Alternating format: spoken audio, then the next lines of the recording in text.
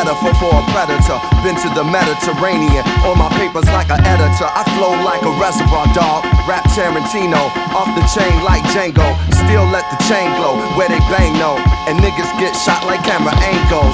In rap videos, put up on Vimeo. I wear the buck 50 bicentennial. So I want to say shalom to the nation of Israel. Shalom. Shalom. I want to say all praise to the Most High and His beloved Son, Hashar, who is our Savior, our leader, That's right. and to whom I am forever loyal. I don't want anybody to ever get that twisted. I'm forever loyal to the Most High and His Son, Hashar. That's Hold right. on, hold on. Let them know, put their phones on vibrate. Right, so I want all you brothers and sisters, if you have your cell phones, to put your cell phones on vibrate, right? I'm going to try to be quick. I'm not going to be too long-winded. I'm going to give you guys some slides. I'm going to start off with the slides that I already gave when I did this lecture at Sadetta's house. Is anybody, besides the brothers that are in the camp, has anybody else in here seen the presentation I made about King James at Sadetta's house? Even if you're in the camp, raise your hand if you saw the presentation. Right. So about half the room saw the presentation that I gave about King James. Now there is a false rumor, a lie, that's circulating around the earth that King James is a homosexual. And the reason why this rumor is circulating around the earth is because you have certain men that are inspired by the spirit of the devil, by Satan. And what they're trying to do is they're trying to separate our people from the very thing that will liberate us from our conditions of captivity under the so-called white man in America. That's right. Because we cannot be spiritually, mentally, or physically free if we're not dealing with the scriptures. Okay? So the reason why people are trying to get us from not dealing with the Bible is because they want to say that King James is a homosexual, and by that, they're able to say that we shouldn't be dealing with the Bible. So we're going to destroy them, all right? So Brother Malak, go to the first slide, please.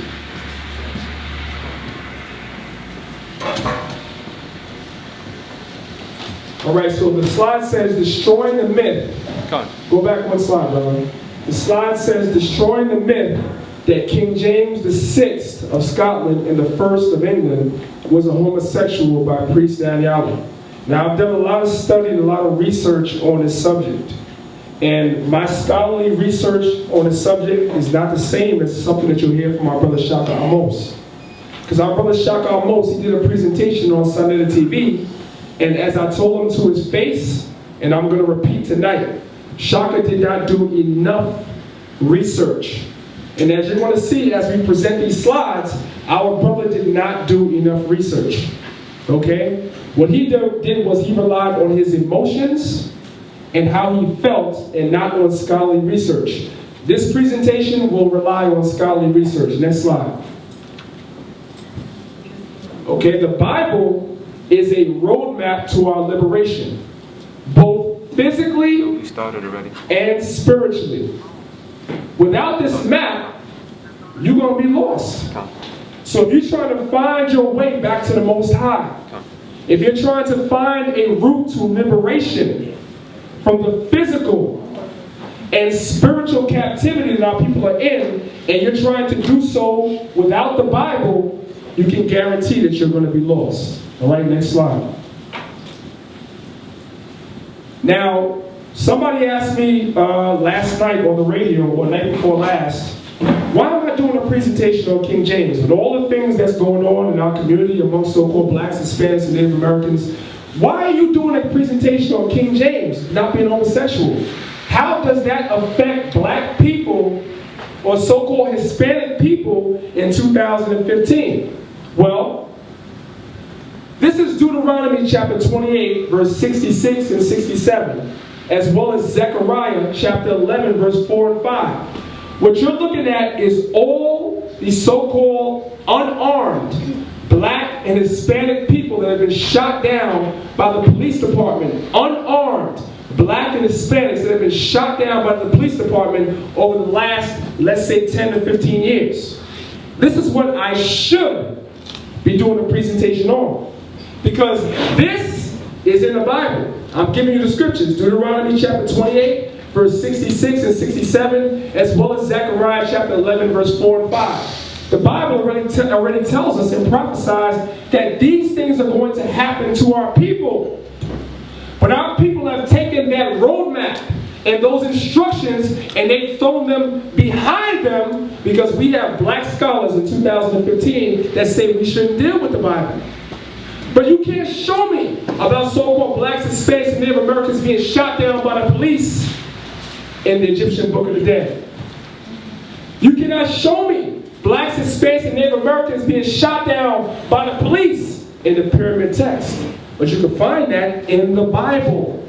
But if you believe the Bible is the white man's book, if you believe King James is a homosexual, you won't want to deal with the Bible, and you're not going to read about your conditions and how you get out of these conditions in the Bible because you believe the Bible is a white man's book. Next slide.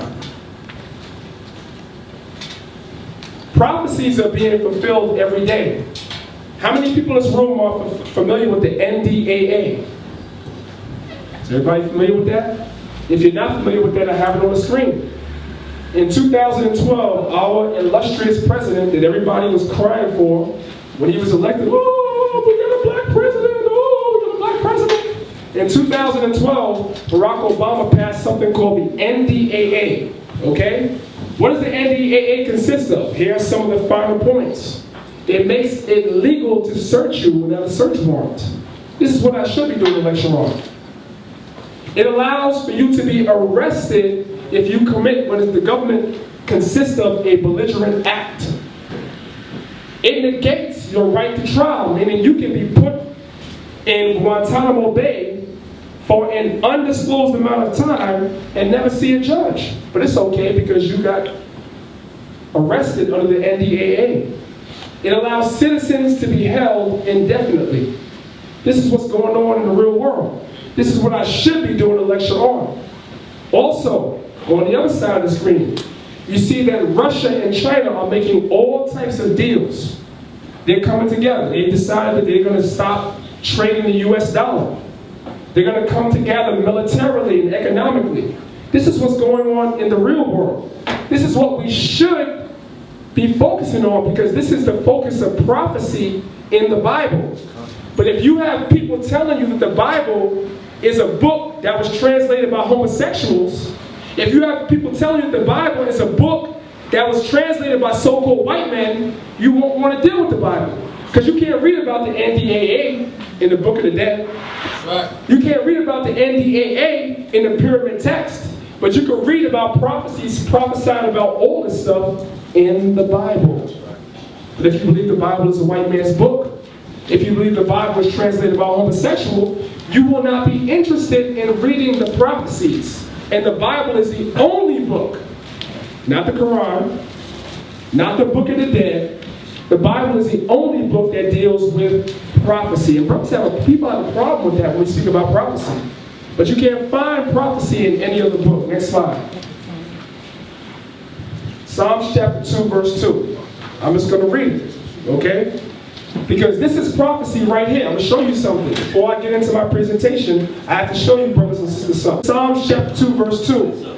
It says, the kings of the earth set themselves, and the rulers take counsel together. You can see Psalms 82 for the precept.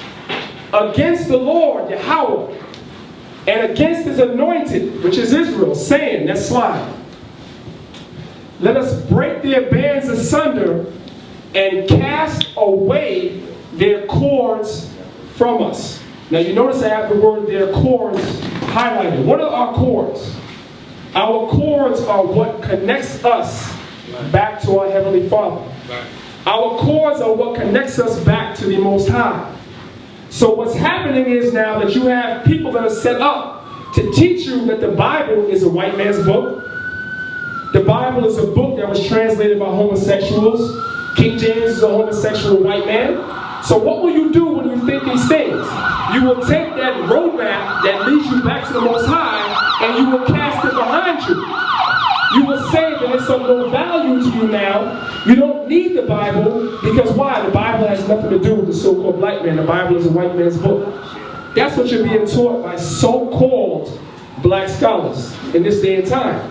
So instead of me being able to teach about the NDAA, instead of me being able to teach about how China and Russia are coming together and how those prophecies are going to affect us here in America today, instead of me teaching about that, I got to go to the basics. I got to show you that the Bible is your book. I got to teach you that King James was not a so-called homosexual and he was not a so-called white man, so that you'll have the mindset that you can actually deal with the Bible, because the Bible is your book. So I got to go to the basics before we can get to the deep stuff. So just in case anybody's wondering, well, why is this brother teaching about King James not being gay? I got to get you back to your cause. Because the so-called black scholars like Shakka Ahmose, and I'm going to be dealing with him tonight. Right. Why am I dealing with Shakka Ahmose? Because Sanetta called me last night. Sanetta called me last night and said, Shakka Ahmose wants you to sit on the couch, and he wants you to have a debate about whether King James is a homosexual or not. And I told Shakka, check this out. Excuse me, Sanetta, I said, check this out. I said, watch my presentation first. Watch my presentation first. And make sure that Shakka really wants to sit on the couch. Because I'm telling you, Shakka don't know history like y'all think he know history. That's right. Oh, he talks a good game. He has a lot of energy. But I'm telling you, he don't know history like he think he know it. And at the debate, when he seen me, he told me, brother, I know you a scholar. That's a fact. I know you a scholar. And I respect you. And I want you and your wife to come to my house. And I want you to sit down, and I want me and you to go over history. Now, why would you want me to do that? This is on camera. This is on camera. So he can't lie and say he didn't say that. This is on camera. Why would you want somebody that don't know history to come sit down at your house with you and your wife and go over history? Because you know damn well that presentation you gave at Sanetta's was trash. And I'm not disrespecting you as an individual. I'm on record saying that I'm not about disrespecting that man. You will not hear me call that man a homosexual tonight. You will not hear me say that. You hear a lot of Israelites say that, but I'm not going to say that. I'm on record, and I'm dealing with scholarship. That's it. And after I'm done, if y'all see that I'm not dealing with scholarship, tell me. I'm dealing with scholarship. And he don't know what the hell, listen, I'm on camera? He don't know what the hell he's talking about. All right? Let's continue reading. Psalms chapter 2, verse 3 and 4. Let us break their bands asunder and cast their cords from us. He that sitteth in the heavens shall laugh. That's right. The Lord Yahweh shall have them in derision. These guys are in derision. Because when they see the Israelites coming forward and bringing forth the scholarship and this information like I'm doing, like Brother Hashar is doing, like Brother Nasi is doing, like Brother Divine is doing. These guys are in derision. Now guess what these guys are doing? Now these guys are doing all these videos. Check this out, mark my words. They're trying to divide Israel up. Watch. That's the next thing. Sanetta's trying to have a debate with Israelite against Israelite. Because them guys know that they losing. Next slide. All right. This is a translation continuum of English Bibles. And the reason why I put this in here is because I want you brothers and sisters to see something, right? Look to your left at the top. It says word for word. Look to your right. It says paraphrase. Where do you see the King James Bible at? You see the King James Bible to the left of your screen, close to word for word. What is this telling you? This is letting you know that the King James Bible, according to scholars, not according to me, is a word-for-word translation. Amongst all the English translations, the King James Bible is a word-for-word translation from the Hebrew, the Latin, and the Greek. Because there's so many people fighting against the King James Bible as though something is wrong with it. But when you check it out, the scholars are telling you, actually, it's a word-for-word translation. That's why it's on the left. It's one of the best translations that you can deal with. But, because a lot of these scholars, again, they hate the Most High, and they hate the Bible, they're telling you, oh, you can't deal with the King James Bible. King James was a homosexual. Don't deal with it. Okay, so let's say he was a homosexual. Let's say that for argument's sake. Let's say that that's true. But when we look at this, even if he was a homosexual, his translation is still good. Right. Does everybody see that? Right. Am I making that up? No. I didn't make this slide up. Go to Google. I got this over Google Images. Type this in. Translation continuum. There's a whole bunch of slides, hundreds of them. And you're going to see every single one agrees that the King James Bible is a word-for-word translation. So if he was a goddamn faggot, if he was marching in the goddamn parade in the village, if he was in Tel Aviv every year, in Israel being a homosexual wearing pink, it doesn't matter. Because the translation, which by the way, he did not translate, is a word-for-word translation. Let me not get stuck. Go to the next slide. Now, you guys see Mark Twain on the screen, right? They're like, what? Mark Twain was a white man. Why got Mark Twain up there? Well, Mark Twain made a very poignant statement, and I happen to agree with it. And this is what he said. If you call yourself a scholar or historian, just do us one favor, right? Get your facts first. Meaning all the facts. Everything. And then you can distort the facts as you please. If you brothers and sisters watch the presentation that our brother Shakka Ahmose made, he did not have all his facts.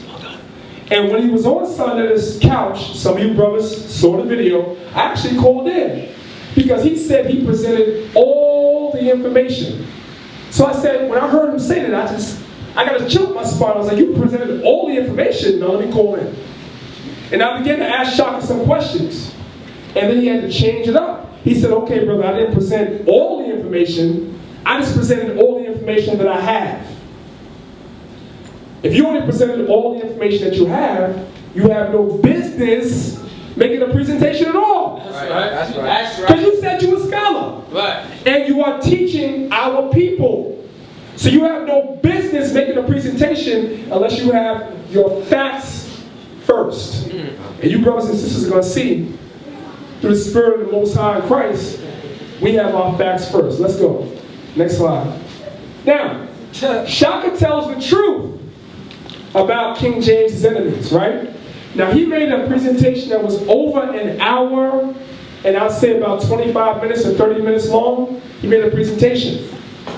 Shakka told the truth in his presentation for a total of about 2 seconds. I'm going to show you that. Shakka told you, brothers and sisters, the truth for about 2 seconds. In his presentation, he tells you that really the reason why King James was convicted or spoken about of being a homosexual was because he had a lot of enemies. But he dwelt on that for about 2 seconds. 2 seconds! And then he changed the subject. So your brother right here is going to give you all the information that our brother didn't want to give you. Brother Malak, play the slide, please. Right. Play the slide. You got to go back. And just go down right here and play the slide. It should allow you to play. If you click on it. Click on it? Yeah. Does that allow you to play? And the Israelites on the corner want to say, he wasn't gay. Some people said that because they was mad. Start again. Kicked them out of the council and pastor. No. Start, hold on 1 second. Go back to the slide and start again. This right here. Okay, go ahead. And the Israelites on the corner want to say, he wasn't gay. Some people said that because they was mad because he kicked them out of their council and pastor. No. Start the slide again. Start the slide again. Everybody listen real carefully. Real carefully. He's telling the truth for the first 2 seconds. Listen carefully. And the Israelites on the corner want to say, he wasn't gay. Some people said that because they was mad because he kicked them out of their council and pastor. No. A secret passage between King James' bedroom and this man's bedroom ain't got nothing to do with somebody else being angry. That's good enough. Stop The that. passage is there. Stop that. Did everybody hear that? I hope everybody heard that. For 2 seconds, he told the truth. He said, he wasn't gay. Right. The Hebrew Israelites on the corner want to say he wasn't gay. Somebody was just mad at him, and that's why they said that. Well, guess what? That's true history. That's true history. Why did he not present that in his presentation? And I asked him that. And you know what he did? He gave up the ghost. That's Israelite slang for y'all. He gave up the ghost, meaning that when you give up the ghost, it means you just drop dead. You have nothing to say, you just drop dead. That's what he did spiritually. Next slide. Let's just get into it. Now, for the first couple of slides, brothers and sisters, those y'all saw it, I'm going to go over the slides that I went over inside of the TV. So if you've seen this, just bear with me. If you haven't seen this, this is for you.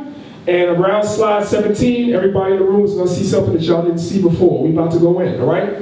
This is a primary source. This is called the Basilicon Doron. I'm going to go right through this. This is real quick. Page 46, Basilicon Doron. If you don't know what this is, you can buy this at Barnes and Noble's, less than $20. This is a primary source. Somebody wants to tell you King James is a homosexual. Let's see what he said out of his own mouth about homosexuals. It says, page 46, they quarrel against me, not for any evil or vice in me. In other words, not for anything that I actually did, but because I was king. In other words, people just had a problem with him because he was king. If you know history, you're going to find out the Brits didn't like the Scots, and he was a Scot. That was their problem. That's right. Plain and simple, okay? But because I was king, which they thought the highest of evil, and because they were ashamed to profess this quarrel, they were busy to look narrowly in all my actions. And I warrant you, a mote in my eye, yes, a false report was matter enough to work on. Meaning if somebody came and made a false report, all the Brits, they just went along with it. Why? Because he was a Scot. It didn't matter whether it was true or not. They just went along with it. And this is what modern day scholarship is dealing with. But we're not dealing with that if we're dealing with real scholarship. Next slide. This is from the same book, the Basilicon Doron. Again, I'm challenging brothers and sisters. Buy this book. It's in Barnes and Nobles and it's less than $20. So that if somebody tells you King James is homosexual, you could cut them down with the quickness. Page 33. Instructions to be a merciful king. Now, let me explain to you what the Basilicon Doron is. King James was writing instructions to his sons on how they should rule when he dies. That they should be merciful, but with some exceptions. Page 23. But as this severe justice of yours upon all offenses would be but for a time, as I have already said, so is there some horrible crimes that ye are bound in conscience never to forgive. Right. Such as witchcraft, willful murder, incest, especially degrees of consanguinity, and sodomy, poisoning, and false coin. So now we have to ask ourselves a question. King James is a homosexual, but he's writing to his sons, telling his sons, if somebody's a homosexual, don't ever forgive them. Did Shakka bring this out in his presentation? No. Nope. I wonder why. Next slide. Page 84. Instructions on proper attire. We know attire means how you dress. We see how some of the young brothers are dressing today. Tight jeans, tight shirts. They want to look like women, lots of brothers, right? That's right. Well, let's see what King James told his son about that. Did he tell his son to go outside looking like Young Thug? Let's find out. Page 84. But especially, eschew. If you don't know what the word eschew means, it means to avoid. But especially eschew, to be effeminate. So he told his son to be effeminate in your clothes. Meaning, don't go outside dressing like Young Thug. That's right. Don't go outside looking like a homosexual. That's right. But this is a homosexual telling his son not to look like a homosexual, right? That's the scholarship we're dealing with nowadays. This is what we conveniently leave out of our PowerPoint slides, talking about we show the people all the information. Come on, man. But especially it's true to be effeminate in your clothes and in your perfuming, meaning don't smell like a homosexual. How about that? And your preening or such like, meaning don't dress or smell or carry yourself like a homosexual. This is what he's telling his son. But this is a homosexual telling his son not to be homosexual. Right, next slide. Instructions on proper language. A king should use, page 86. In your language be plain, honest, natural, comely, clean, and short. Eschew, meaning avoid, both the extremities as well as not using rustical corrupt lead as book language and pen and inkhorn terms. And least of all, meaning everything I said to you, this is the most important.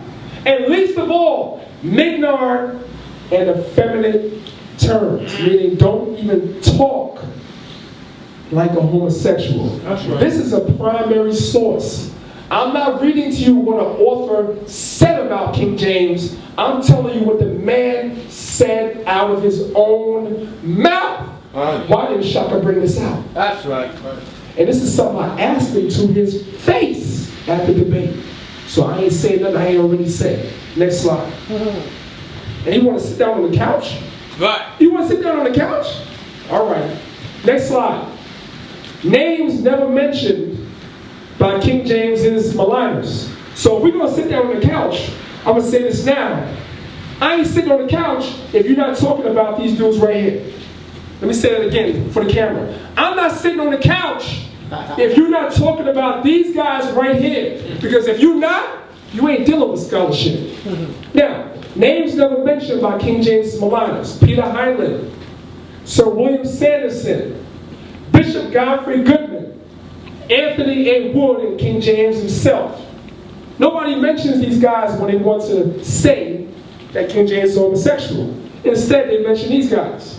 Instead, we are given names such as Sir Anthony Weldon, Francis Osborne, Sir Edward Peyton, and others who had malice towards the king. And what this does is this creates an unbalanced and biased view of the subject. Because if you're only given the names in yellow, of course you're going to think he was a homosexual because that's all you're given. But if you read about these guys, 1, 2, 3, 4, they said he wasn't a homosexual. And 5, he spoke for himself and he spoke against homosexuality. Okay, we'll start from the beginning. His first documented male favorite at the age of 13 was his older relative, Put the mic to the Esmond neck, Stewart, y'all. first Duke of Lennox. This is from Aldrich Robert Witherspoon, right? Gary Robert, or whatever. Gary Robert Witherspoon, all right? Who's Who in Gay and Lesbian History, from Antiquity to World War II, Routledge page 226 to 227. All right, now, this was his first male favorite, his relative, Esmond Stewart. Now, Okay, that's enough. Play that one more time. I want everybody to hear that. Play that one more time, please. I his apologize. first documented male favorite at the age of 13 was his older relative, Esmond Stewart, first Duke of Lennox. This is from Aldrich Robert Witherspoon, right? Gary Robert, or whatever. Gary Robert Witherspoon, all right? Who's Who in Gay and Lesbian History, from Antiquity to World War II, Routledge page 226 to 227. All right, now, this was his first male favorite, his relative, Esmond Stewart. All right, that's all I need. As long as you brothers and sisters heard that. Shakka said that King James's first favorite was Esmond Stewart. So he insinuated, and I hope everybody in the room understands what the word conjecture means. Does everybody understand what conjecture means? That means that you put your own opinion. You put your own opinion and try to make something into something that's not. Go forward, Mala. Go forward. Shakka said that King James's first male favorite was Esmond Stewart. Now, I'm going to tell you, brothers, something. I said this on the side of the show, and if you were at the debate, you know that this is true. Shakka used the book on the screen as one of his sources. Funny thing was, I have this book. So when I saw Shakka at the debate February 8th, I showed him, I said, you know, I have that actual book that you used. I said, it's too bad you really don't actually have the book yourself. Because if you had the book, you would have read it like I did, and you'd have known that your resource, or what you said, was garbage. But that's neither here nor there. Let's read what the book actually says. The book is called James I, The Fool as King by Otto J. Scott, concerning Esmond Stewart. We just heard our brother say that Esmond Stewart was one of James's favorites. So Shakka insinuated, or as we say, used conjecture, and tells you because Esmond Stewart was one of King James's favorites, that means they were lovers. Let's see what this says.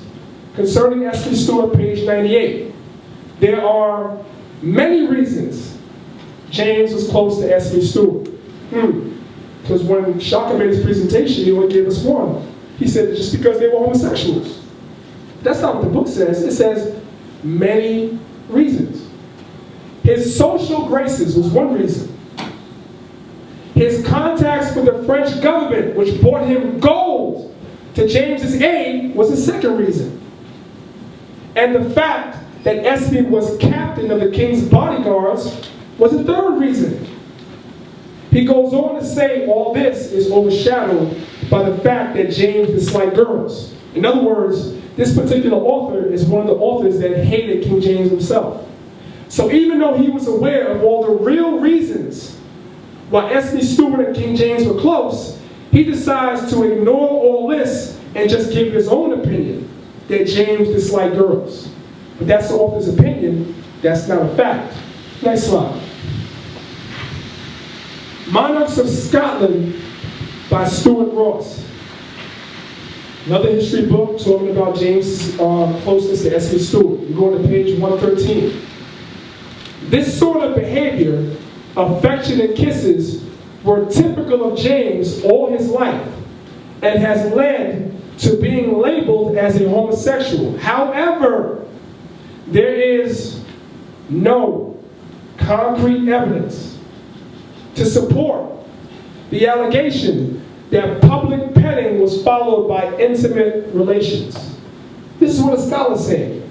There's no evidence to prove that King James actually had intimate relations with his cousin.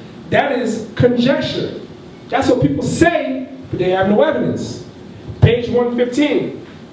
James fathered 8 children.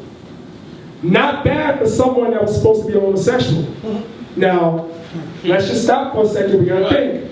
If a man has 8 children, how much sex is he having? Because you don't get your wife pregnant every single time that you have sex with her. Sometimes it takes a long time to get her pregnant. Sometimes it's quick.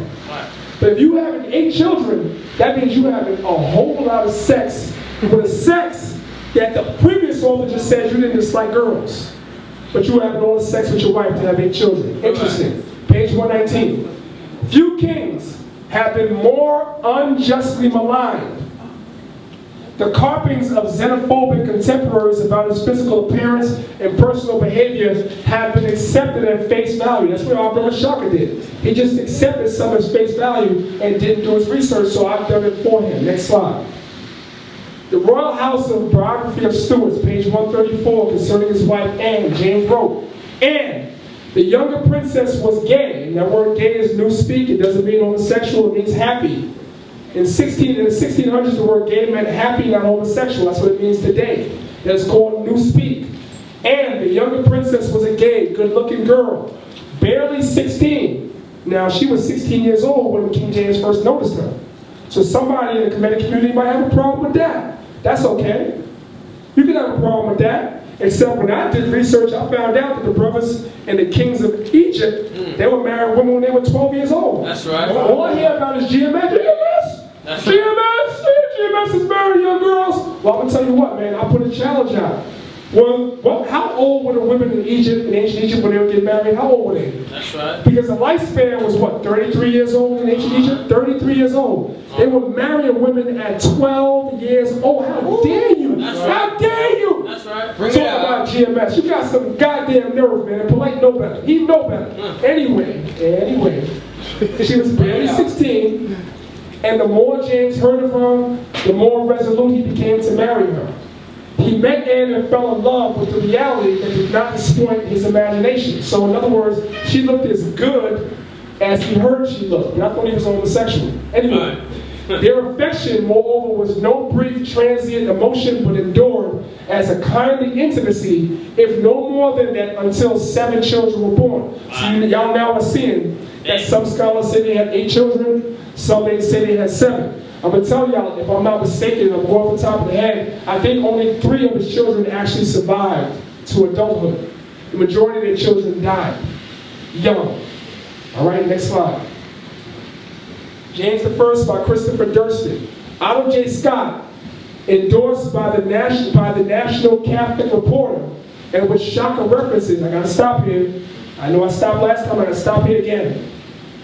Otto J. Scott, who wrote the book about King James, his book was endorsed by the National Catholic Reporter. That should set up warning signs to anybody that's scholarly. Wasn't it the Catholic Church that tried to kill King James like 5 or 6 times? That's right. Yep. About 5 or 6 times, right?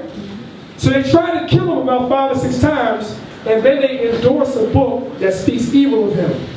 And this is what we do in the black conscious community. We use a scholar like this who speaks evil of King James, that is endorsed by an organization that tried to kill him 5 times, and we say that we dealing with scholarship.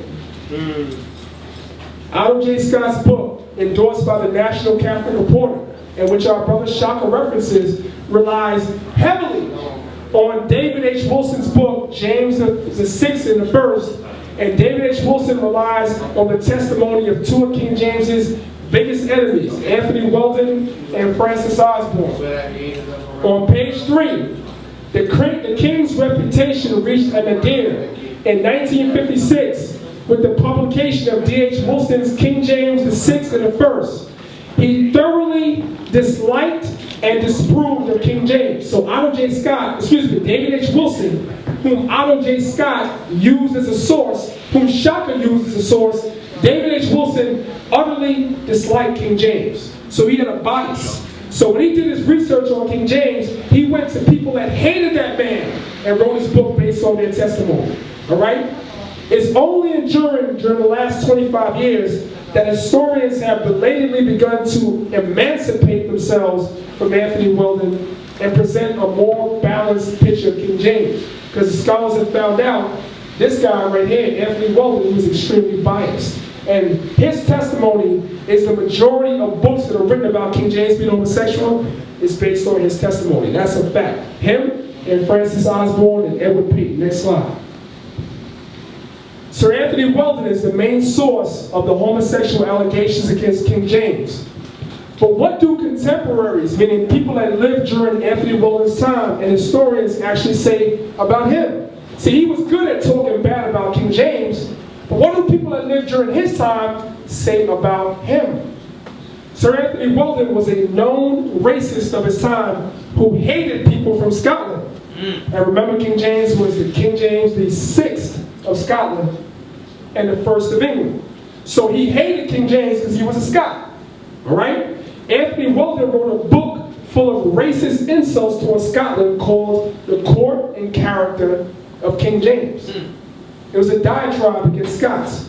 And this is the guy upon whom modern scholars base their scholarship on. Next slide. 1650, a curious date.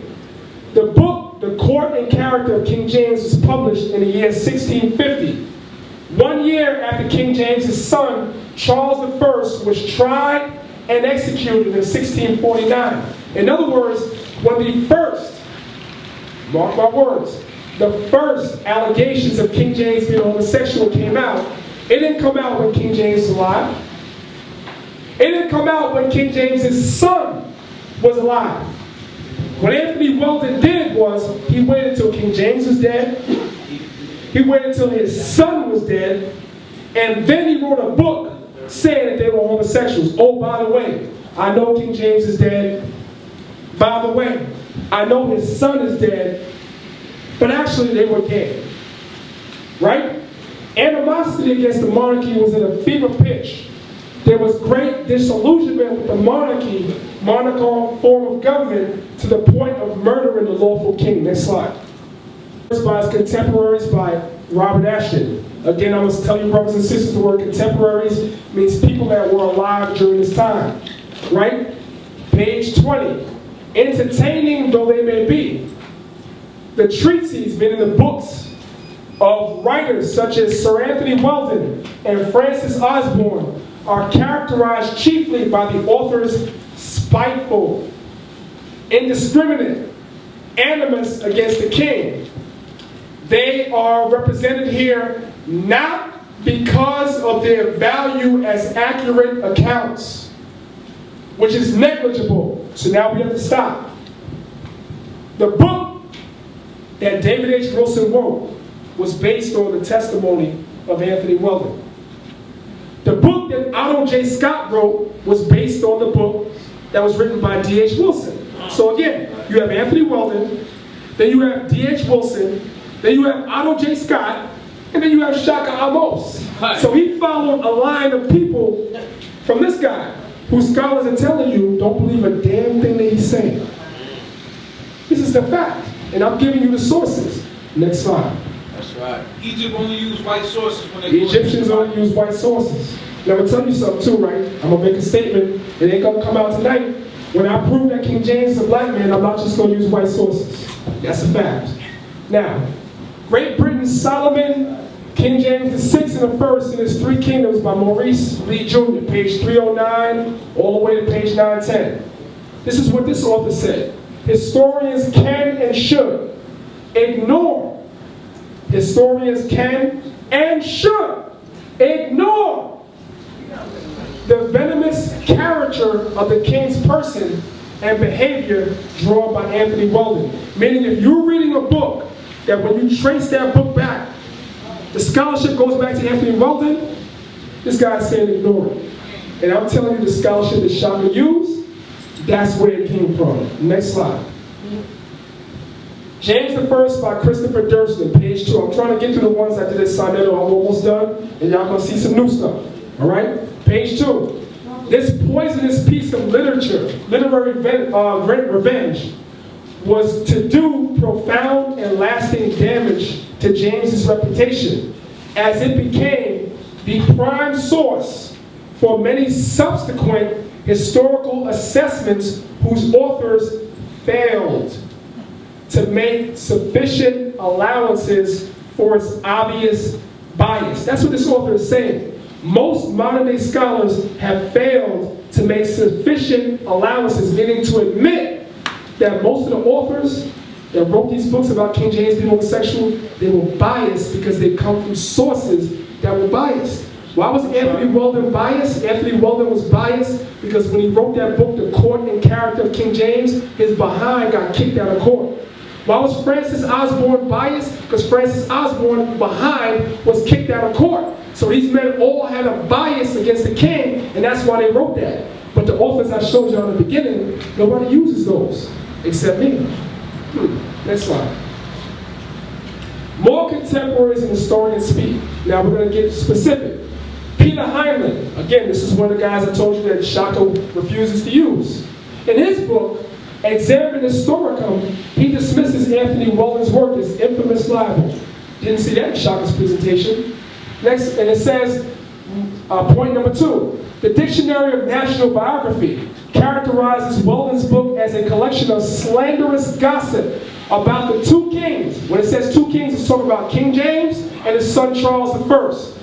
Slanderous gossip about two kings and their ministers and their favorites.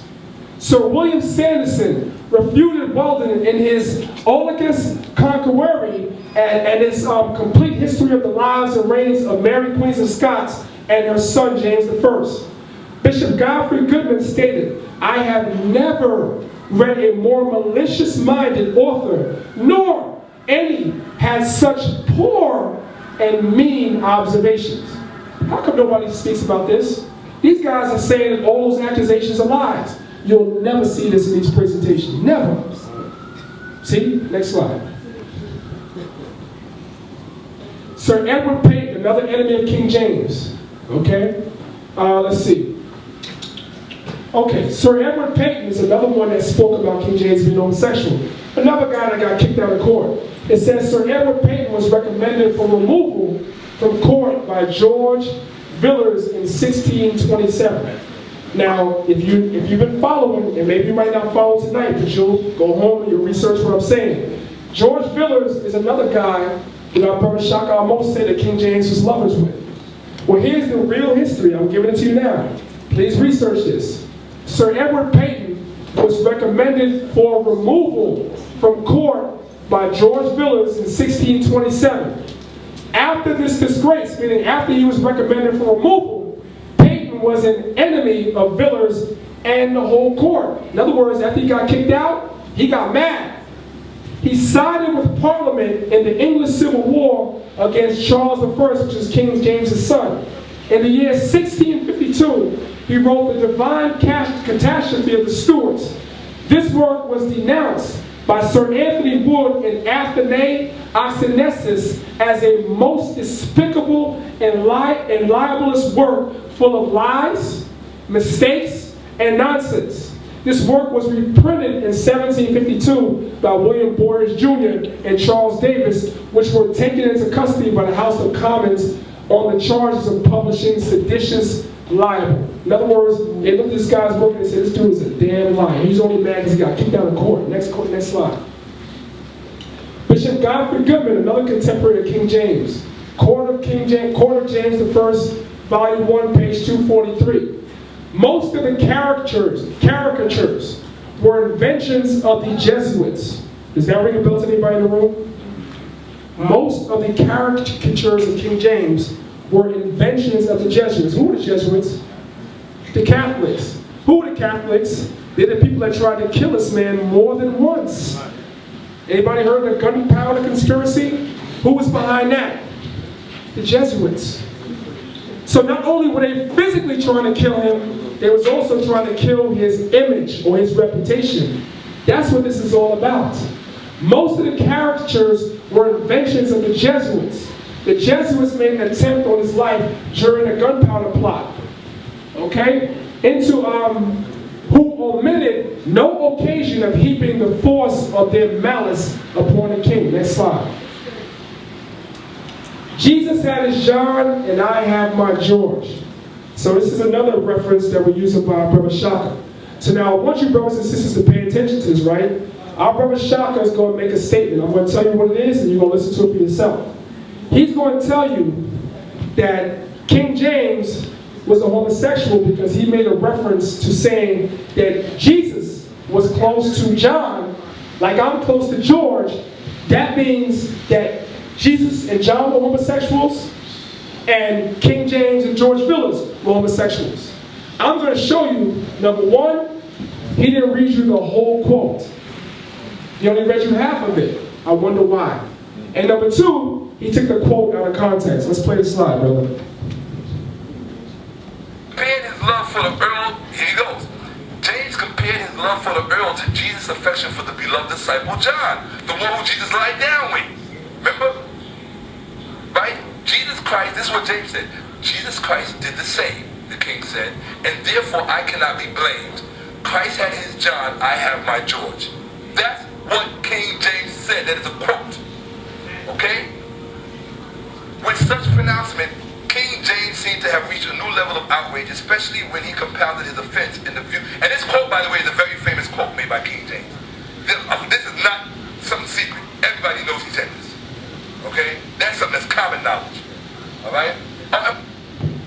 Now, y'all heard that, right? Y'all heard that, right? Now I'm going to put the quote up on the screen. Let's see if he quoted the whole thing. This is the trickery that these guys use, and this is why I say that they are not dealing with scholarship. And this brother wants to sit down on the couch and talk. And you being deceptive as hell. Next slide, brother. Jesus had his John, and I have my George. Now, here's the whole quote. We're about to read it. How much of this did Shakka actually quote in that video? The following is one of the most quoted statements made by King James. It is usually partially quoted, and it is always taken out of context. Here it is. You may be sure that I love the Earl of Buckingham, George Villiers, more than anyone else, and more than you who are here assembled, talking about Parliament. I wish to speak in my own behalf, and not thought to have it be as a defect. Let's stop. How much you got to Shakka say to y'all? None of it. Okay. For Jesus Christ did the same, and therefore I have it, and therefore I cannot be blamed. Christ had his John, and I have my George. Now look at the asterisk at the bottom. After James's death, a civil war broke out between his son Charles I and Parliament. Charles I was eventually beheaded. So now I'm going to give you brothers some history before I go to the next slide. The reason why King James is making this statement at Parliament is because the monarchy was at odds with Parliament during this time. Now it didn't reach its ultimate end until King James' son Charles I was eventually beheaded. But the point I'm trying to make is that there was a war between the monarchy and the Parliament. The Parliament did not like the monarchy because the monarchy was from Scotland. They didn't like that. They hated the Scots. So because of that, there was always animosity between the monarchy and the Parliament. That's what was going on. George Villiers was the only person that was of British descent that was actually a part of King James's Privy Council. So the Parliament had a problem with that. That's why he's making a statement that he loves the Earl of Buckingham more than anyone else that was assembled, which was Parliament, because everybody in Parliament was British. And nobody in Britain was actually on the King's Privy Council except George Villiers. And he was letting them know, I trust this man, I don't trust you Negroes. And it makes sense. Why? Because Parliament is the same ones that killed his son. They beheaded his son. This is history. Now ask Shakka if he knows about that. Next slide. That statement of King James actually vindicates him and George Villiers of being homosexuals. I'm going to show you how. Here's the statement again. You may be sure that I love the Earl of Buckingham and George Villiers more than anyone else, and more than you who are here assembled, Parliament. I wish to speak in my own behalf and not thought to have it be a defect. For Jesus Christ did the same, and therefore I cannot be blamed. Christ had his John, and I have my George. Here's the answer. James declared that he did not think his association should be thought of as a defect, his association with George Villiers. He compared his relationship to Jesus and the beloved disciple John, who were not gay. But Jesus had a special closeness to John above the other 11. Is there any credible historian, credible, not idiots, that is saying that King James declared to all the Parliament and all of England that Jesus and John were gay? Right. That's not what he made in that statement. Okay? So if that had been the context of the above quote, James would have been removed from the church and removed from the throne had he said that. So he wasn't declaring Jesus and John being gay, nor was he declaring that he and George Villiers were gay, but he was telling them that I'm close to him and I don't give a damn about y'all. That is history. Whether you believe it, accept it or not. It's history. You just got to do some studying. Next slide.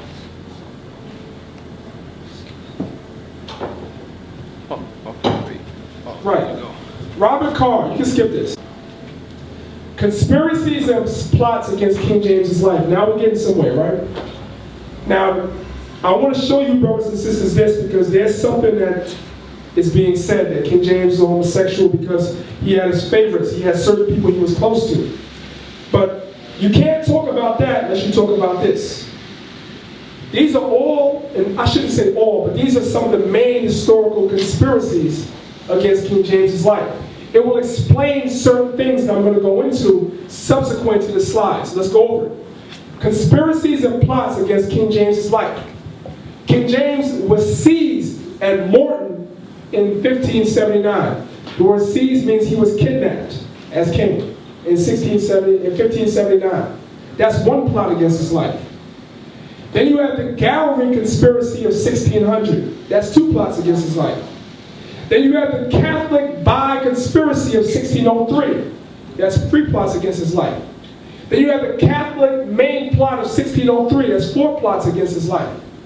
Then you have the one we all know about, the Gunpowder Plot of 1605. That's five plots against his life.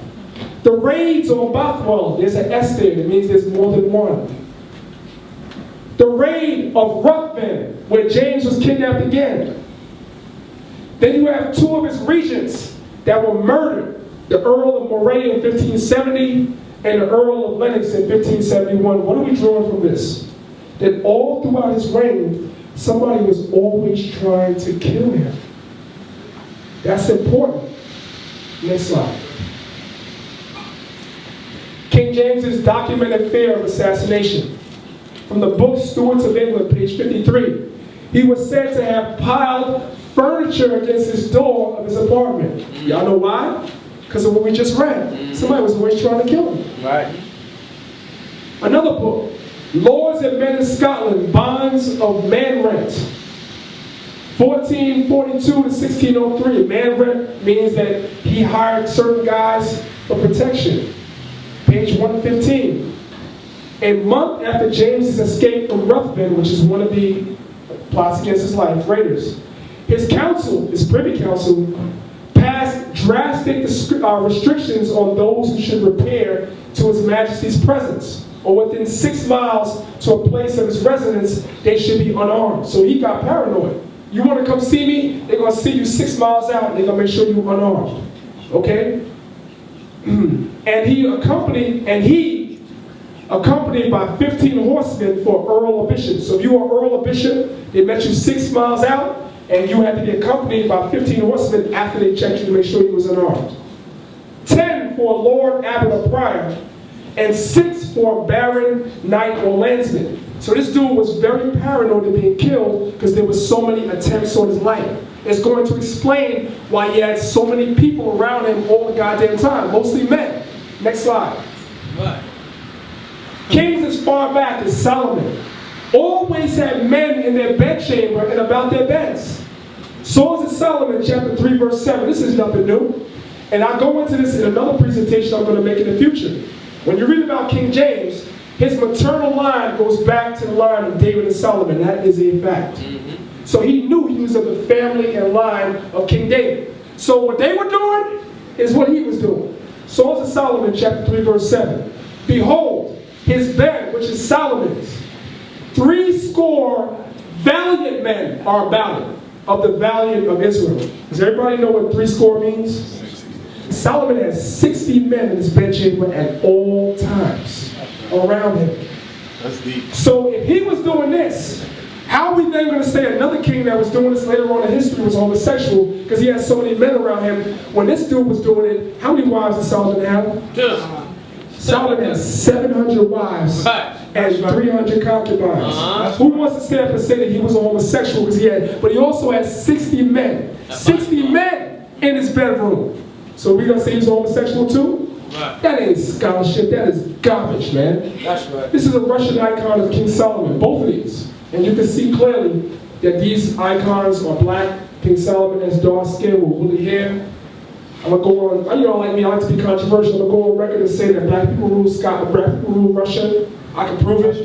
Black people rule Russia, and I can prove it. And this is proof of that right here. King Solomon, both times, woolly hair, dark skin. That's a fact. If you want to challenge me on that, I already posted it on my Facebook page today, and I'll be glad to show you. Next slide. All right, now we're getting somewhere. Pay attention. I'm almost done. I'm almost to the end. The men that slept in King James's bed, this is how the bed looked. Because you're going to hear some scholars that tell you, King James had men sleeping in his bed with him. Yeah, he did. Yes, he did. Right? The beds were called pallets. Those men were there to guard his life. Does everybody see how the bed looked? They wasn't in this bed together, but they were in bed together. One here and one there. This dude right here, if you come in the room, he's going to kill you before you get to the king. I hope everybody see that. Oh, Hashar. That's right. The beds were called pallets, but somebody might say, you made that up. You made that up. Next slide. Next slide. The English court, from the War of the Roses to the Civil War by D. Starkey, page 87, we only deal with references and scholarship. That's right. That's all we do, okay? The grooms of the stool and gentlemen commonly slept on a pallet bed in the withdrawing chamber. So when you read historical references that say that King James had men in his bed with him, that's how it looked. They weren't in the bed with him, but they were in the bed in case somebody came to kill him. Why? Y'all just saw all the attempts on his life. So was he bugged out to have men sleeping in the bed with him? Guess what? If that many people came to kill me, I would have did the same goddamn thing. I would have did the same thing. I'd have had a man sleeping on a pallet right next to me too, man, if I had that many attempts on my life. That's right. If you hear about King James having a secret chamber between his room and George Villa's room, you know why? Because people were trying to kill him. That's why. Why don't these scholars bring this information out? Okay, let's read this again. The grooms of the stool and gentlemen commonly slept on a pallet bed in the withdrawing chamber, both in one bed, but not both in one bed, but this is one bed. All right? As in Scotland, the ordinances specify, this is the law, that 2 in one bed should not be conceded. Meaning one here Right. and one there, and that's it. That's it. No homo shit. Right. Sorry, excuse my language and No my cursing, brothers and sisters. I'm just keeping it real. That's real. Next slide. Here's the real reason why people speak against King James's Privy Council. Because you always hear people say, oh yeah, this Privy Council, and all the men in this Privy Council, he was sleeping with them. No, that's not why. Here's why. Names to be familiar with. Sir Charles Pickett, Sir John Huskiness, Sir John Holes, a former member of King James's Privy Council, worded it like this. The Scottish monopolized his princely person, standing like mountains betwixt the beams of his grace and us. We beseech his majesty that his bedchamber, which you always hear about, the king's bedchamber, may be shared as well to those of our nation, England, as to them Scots. Does everybody see that? Let me explain it. When you hear about King James's Privy Council, when you hear about him having men in his bedchamber, the people that had a problem with that were these guys. Sir Charles Pickett, John Huskiness, Sir John Holes. Who are these guys? These guys are Brits. And what they were saying was, he does not share his bedchamber with their Brits the way he does with the Scots. We don't have the same access to the king as the Scots do. So since we don't have the same access to the king, you know what we're going to start doing? We're going to start talking SHIT. Right. That's what they did. Right. This is scholarship. You can look this up yourself. Oftentimes, the debate surrounding this issue denigrated into diatribes like Anthony Weldon, like Francis Osborne, like Edward Payton, are largely the basis behind the slurs hurled at King James by many English people. Is that clear to everybody? Is there another slide? I'm not sure where it is. One more, go ahead. So let's start again. We start where we left off. Okay? This is the very first slide I showed, one of the very first slides I showed you. Now that you saw all this makes a little more sense. Going back to the primary source, the instruction that King James wrote to his sons. They quarrel against me, not for any evil or vice in me, but because I was king, which they thought the highest of evil, because they were ashamed to profess this quarrel. They were busy to look narrowly in all my actions, and I warrant you that a mote in my eye, yes, a false report, was matter enough to work on. In other words, whatever somebody said, his enemies, that was good enough. They didn't need no proof. They didn't need no evidence. It was good enough. This dude was a Scot, and he's king. We're gonna go with that. All right? Does anybody have any questions about the presentation? Yes, Elder Lamar. Great presentation. 2 questions. I noticed that King James, his life was trying to be taken a lot. I mean, what was the outside of the king writing him trying to translate the Bible? Was there another reason why they had a beef for him? Right. The main reason why they had a beef with him because he was a Scot. Like I said, when you read about Francis Osborne, you read about Edward Payton, and most importantly, Anthony Weldon, all 3 of them wrote stuff against him simply because he was a Scot. But I'm so glad, and I appreciate your question, because that's something I did not mention. I'm glad you said that. Another reason was because he had the Bible translated. So I want to put this on record and on video, that when you read about a man by the name of Casiodoro de Reina, okay? Casiodoro de Reina is the man that translated the Bible into Spanish. And I find it ironic that the same charges of homosexuality that was leveled against King James were also leveled against Casiodoro de Reina. So that's either a coincidence or it's a pattern. I say it's a pattern. Hold on, real quick. You finish your presentation? You finished? All right, we will open it up for you for 15 minutes, question and answer. It's 9:57 now, so we're going to have it. Well, I'm gonna do it for brothers and sisters like this, right? Since this is being recorded, you know what I'm saying, by my camp and by the brother, I'm gonna do it to you, brothers and sisters, like this. We can open the floor for 15 minutes. Brothers and sisters can ask questions, or I can go briefly into another PowerPoint. Because, I hear some stuff on Facebook. You know what I'm saying? I can go briefly into another PowerPoint and show you that black people, I'm just going to give you the introduction, that black people indeed ruled England. How many people here know that black people ruled England? How many of y'all know that for a fact? Well, this is a good crowd. Anybody here don't know that? Y'all think I'm bugging out? These guys trying to make everybody black. They're trying to make everybody black. So what you want? Question? Come on. It's up to brothers and sisters. Y'all want to ask questions or what y'all want to know? PowerPoint? Alright, you could do it in 15 minutes. I said, I'm not going through all of it, baby. I'm just going to go through some of it. I'm going to show them that we deal with scholarship, man. Do that. Close that for me real quick. That's right.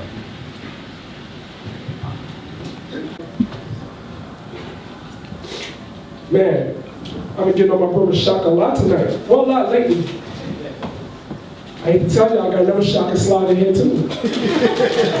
Sorry to tell y'all that, but it is in here. And trust me when I tell you, everything I said now, I said to his face. And it's recorded. You know what I'm saying? If I'm saying something wrong, I wanted to show where I'm going off. Was King James the sixth and the first a black man? We have two images on the screen. The screen image on the left shows him as a dark-skinned man with woolly hair in his old age. And the image on the right shows him as a so-called white man. So there's a debate. Was he a black man or a white man? Now, I'm not going to be able to get to the point of whether he's a black man or a white man today, all of it, because I have to let my brother Hashar come up. What I am going to do, I'm going to prove that black people ruled England early. Because I hear a lot of people on Facebook talking, and I know that they're not dealing with scholarship. I know that for a fact. Some brothers have the audacity to say that One West camps don't deal with history. So I'm here to prove that a goddamn lie. I'm here personally to prove that as a goddamn lie. Next slide. This is another statement. I like to deal with historical quotes. It's another devil. This guy's a devil. Y'all know that. Napoleon Bonaparte. But he made a great statement, and I'm with it, so I put it in here. He said, history is a set of lies agreed upon. So the historians get together, and they agree upon a lie, and they put it in history books, and everybody regurgitates it. They say Christopher Columbus discovered America. They say George Washington never told a lie. All that garbage, right? Those are lies. We know that. Next slide. Now, this is our esteemed Prime Minister of England during World War II, Winston Churchill. He was British Prime Minister from 1940 to 1945. He was re-elected in 1951 to 1955. Why do you have him in this slide presentation, Brother Danyaahla? Well, because our brother Shakka Ahmose, he mentioned Winston Churchill.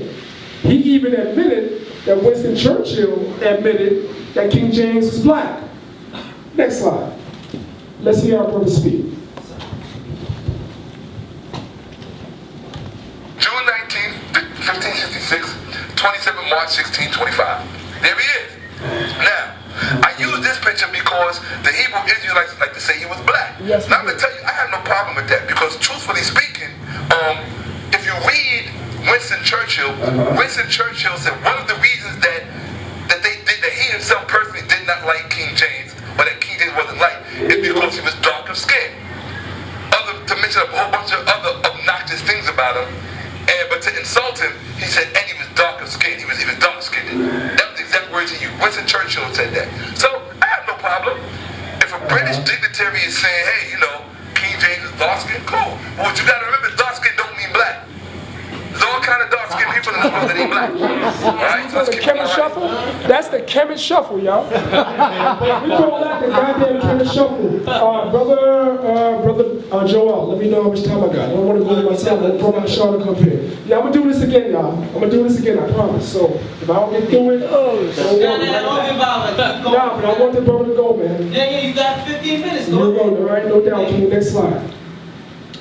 Morgan Freeman says that, hey, Shaka's right, King James was dark skinned. You damn right, bro. You goddamn right. Next slide. That's right. Next slide. Okay, now, let's get down into it, right?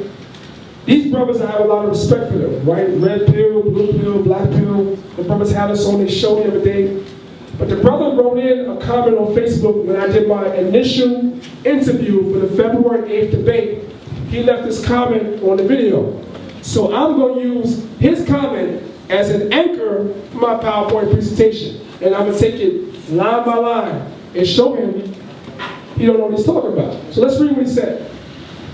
Don't you think that if King James was black, like the Prince of Wales, there would be primary evidence of him being called Moor or Negro or Swarthy? In other words, he limited it only to 3 connotations: Moor, Negro, or Swarthy. I'm going to tell y'all something. There are hundreds of other names that point to people being black besides Moor, Negro, or Swarthy. During the time of King James Bible, the 17th and 18th century Europe was involved in the transatlantic slave trade. And that is true. If one of the major kings was the same race as the majority of the captives from Africa, don't you think that some writer would have said something? I'm not saying that certain countries in Britain didn't have black people in them, so we were in there, but we weren't ruling at that time. But to say King James was black, man, is a stretch. Next slide. Okay, this is from the Encyclopedia Britannica. Okay, now we're going to get into it. And the search that I did was called surnames. And what I did is I took a screenshot so y'all can see, so y'all can say I'm not making this up. Let's deal with surnames. Surnames will tell you a lot about the ethnicity of the people that were in England. It tells you a lot, right? Surname, also called a family name or last name. Name added to a given name. In many cases, inherited and held in common by members of a family. Originally, many surnames identified a person by his connection with another person. So pay attention, this is very important. I know it's a little wordy, but it's very important. Originally, many surnames identified a person by his connection with another person, usually his father. For instance, Johnson or MacDonald. Now I'm going to explain this to you. When you see a name Johnson, that means the son of John. That's a surname. When you see the name MacDonald, like y'all go to McDonald's, the word MacDonald, the word Mac means son of. Like how we say Israel Bun or Ben Israel or Bun Israel. That's right. You see MacDonald. That means son of Donald. Those are surnames. Let's go. Others gave his residence: Orleans, York, Atwood, i.e. living at the woods. In other words, you might see somebody with a surname, their last name is Orleans. That's telling you where they live. That's why they had their last name. Somebody tell you their last name is York. That's telling you where they live. Somebody's last name is Atwood. That's telling you that they live in the woods. That's what we was doing back then. Watch this. Or occupation. Somebody's last name is Weaver. That's what they do. Hooper, Taylor. That's what they do. A surname could also be descriptive of a person's appearance.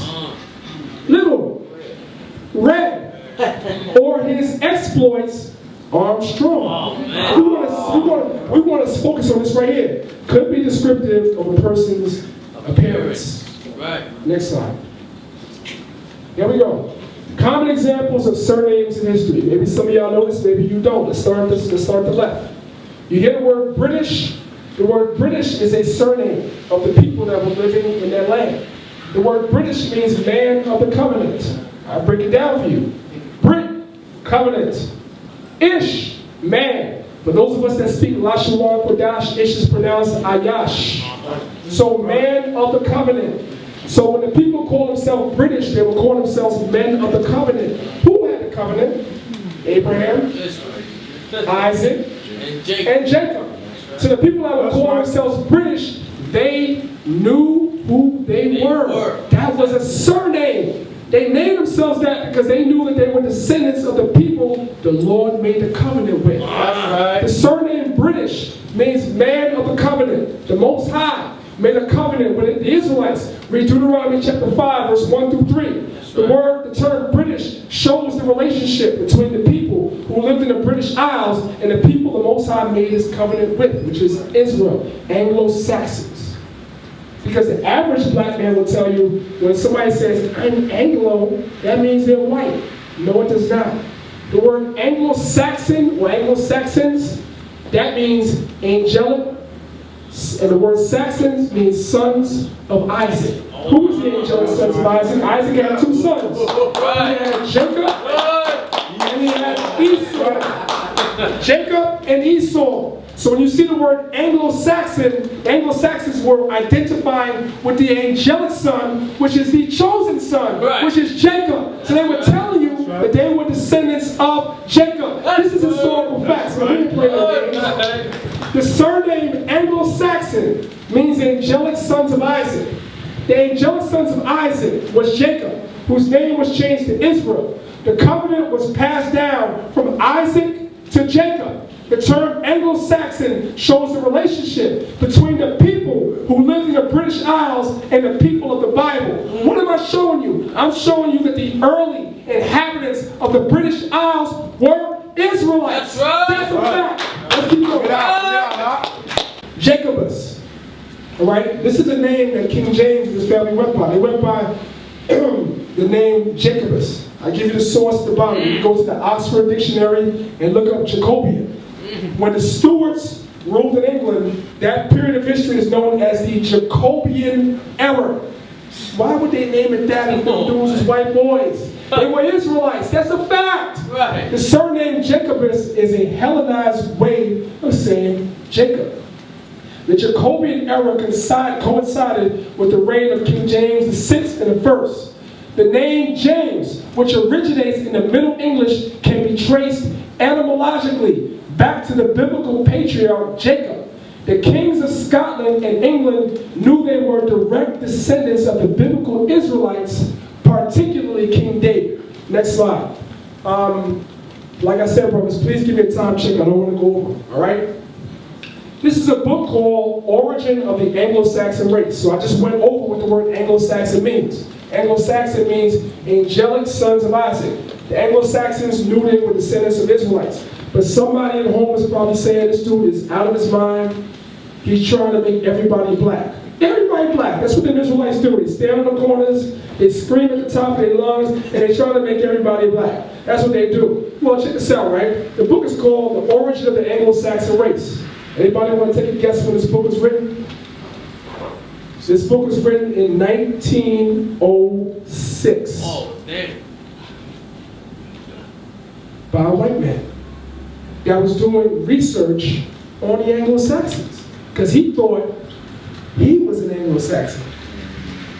But when he wrote his book, this is what he found out. This is from a title of the book called Our Darker Forefathers.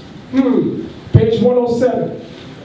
This consideration of the probable origin of a great portion of brunettes in two of the South mainland countries of England leads us to that of color names and place names. Does that sound familiar? I showed you, brothers and sisters, before when I showed you the slide about surnames. But one of the surnames that we read about on that other slide told you one of the surnames was based on appearance.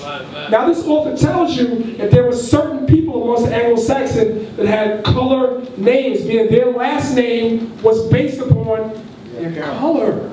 That's a fact. Color names and place names, which may probably have been derived from their original settlers. For example, there is the common name Brown. This has been derived from the Anglo-Saxons, the people that descended from the Israelites. This name has been derived from the Anglo-Saxons Brun, signifying browns. It is not reasonable to doubt that when our forefathers called a man Brun or Brown, they called him this name as a description. Right. So originally, when you find somebody whose last name is Brown, originally you know why their last name is Brown? Because they was brown. Guess what? These are who? These are who? These are who? Who these are who? But the white man tells you Anglo-Saxons are white. A lot of these guys, they're so-called 1906 said, God, I found out these guys are actually black. That's They're right. actually black. That's right. I'm brown. That's right. Page 111, we ain't there, we just getting started. Watch this, watch this. That's right. If y'all like that, this is good. Come on, brother. Our darker forefathers. By the way, what does this have to do with King James being black? I'm starting early in England. I ain't get to that yet. I'm starting early in England. I'm gonna get to that in a minute. Well, maybe not today. But I'm showing y'all, if y'all think I ain't got scholarship, you mistaken. Page 111. I love why, baby. The consideration of the evidence that people of the brunette complexions were amongst the Anglo-Saxon settlers in England leads us to that of a still darker hue. Stop. So the page before said the word brown alludes to the word brown, which means that these were brown people. Now the author said, wait a minute. Brunette complexions were among the Anglo-Saxons in England leads us to that of a still darker hue. So if the Browns were dark, he said, damn, I done found some people that's even darker than them amongst the Anglo-Saxons. Probably these must have been some of these amongst the Anglo-Saxons. More Anglo-Saxons, watch this. For we meet personal names or surnames as black men, blacker men, black Sunu, Blackaya, Blashman, in various documents of the period. So in other words, these people were darker than the people whose last name was Brown. Right. These are Anglo-Saxons. And this is written by a white man in 1906. Now we have also blind scholarship that tells you when a white man says, I'm Anglo. You have black scholars that say, yeah, you are. That's why it's European history. European history is our history, man. That's right. Brother Danyaahla. Right. Time. Sorry. Let me just do the slide. Let me be fair. Let me do the slide. And I promise you, brothers and sisters, y'all ain't seen that yet, man. This is a book called The Oxford Illustrated History of British Monarchy. A lot of your brothers and sisters are probably familiar with it. This is Negro repellent on the front of the book. This is to keep you away from the book. There's so much information in this book, it's ridiculous. But it's to keep you away. When you open the book and you find the greatest of all the Anglo-Saxon kings, you find Athelstan. This is St. Cuthbert, a black man, black face, black hands, black feet, and they tried to whiten it up, but they didn't do a good job. You find Athelstan, black face, black feet, but they made his hair red because they would throw a so-called simple Negro off, man. But we know the truth, man. The Bible says what? St. John 17:17, man. The truth.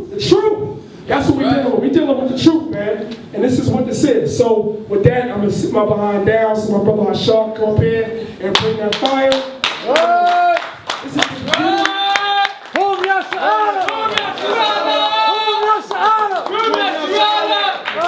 Right, this is the beginning of many more presentations, and be the Most High's will, that myself and his brothers are going to do. And all we about is teaching truth. That's it. That's right. Very simple, man. So with that, I'm going to sit down. And I'll show off, you want to come up, man? You know.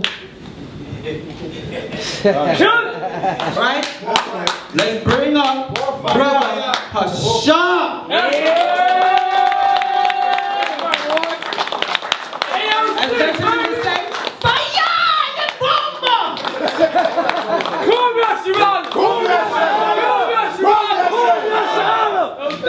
Man.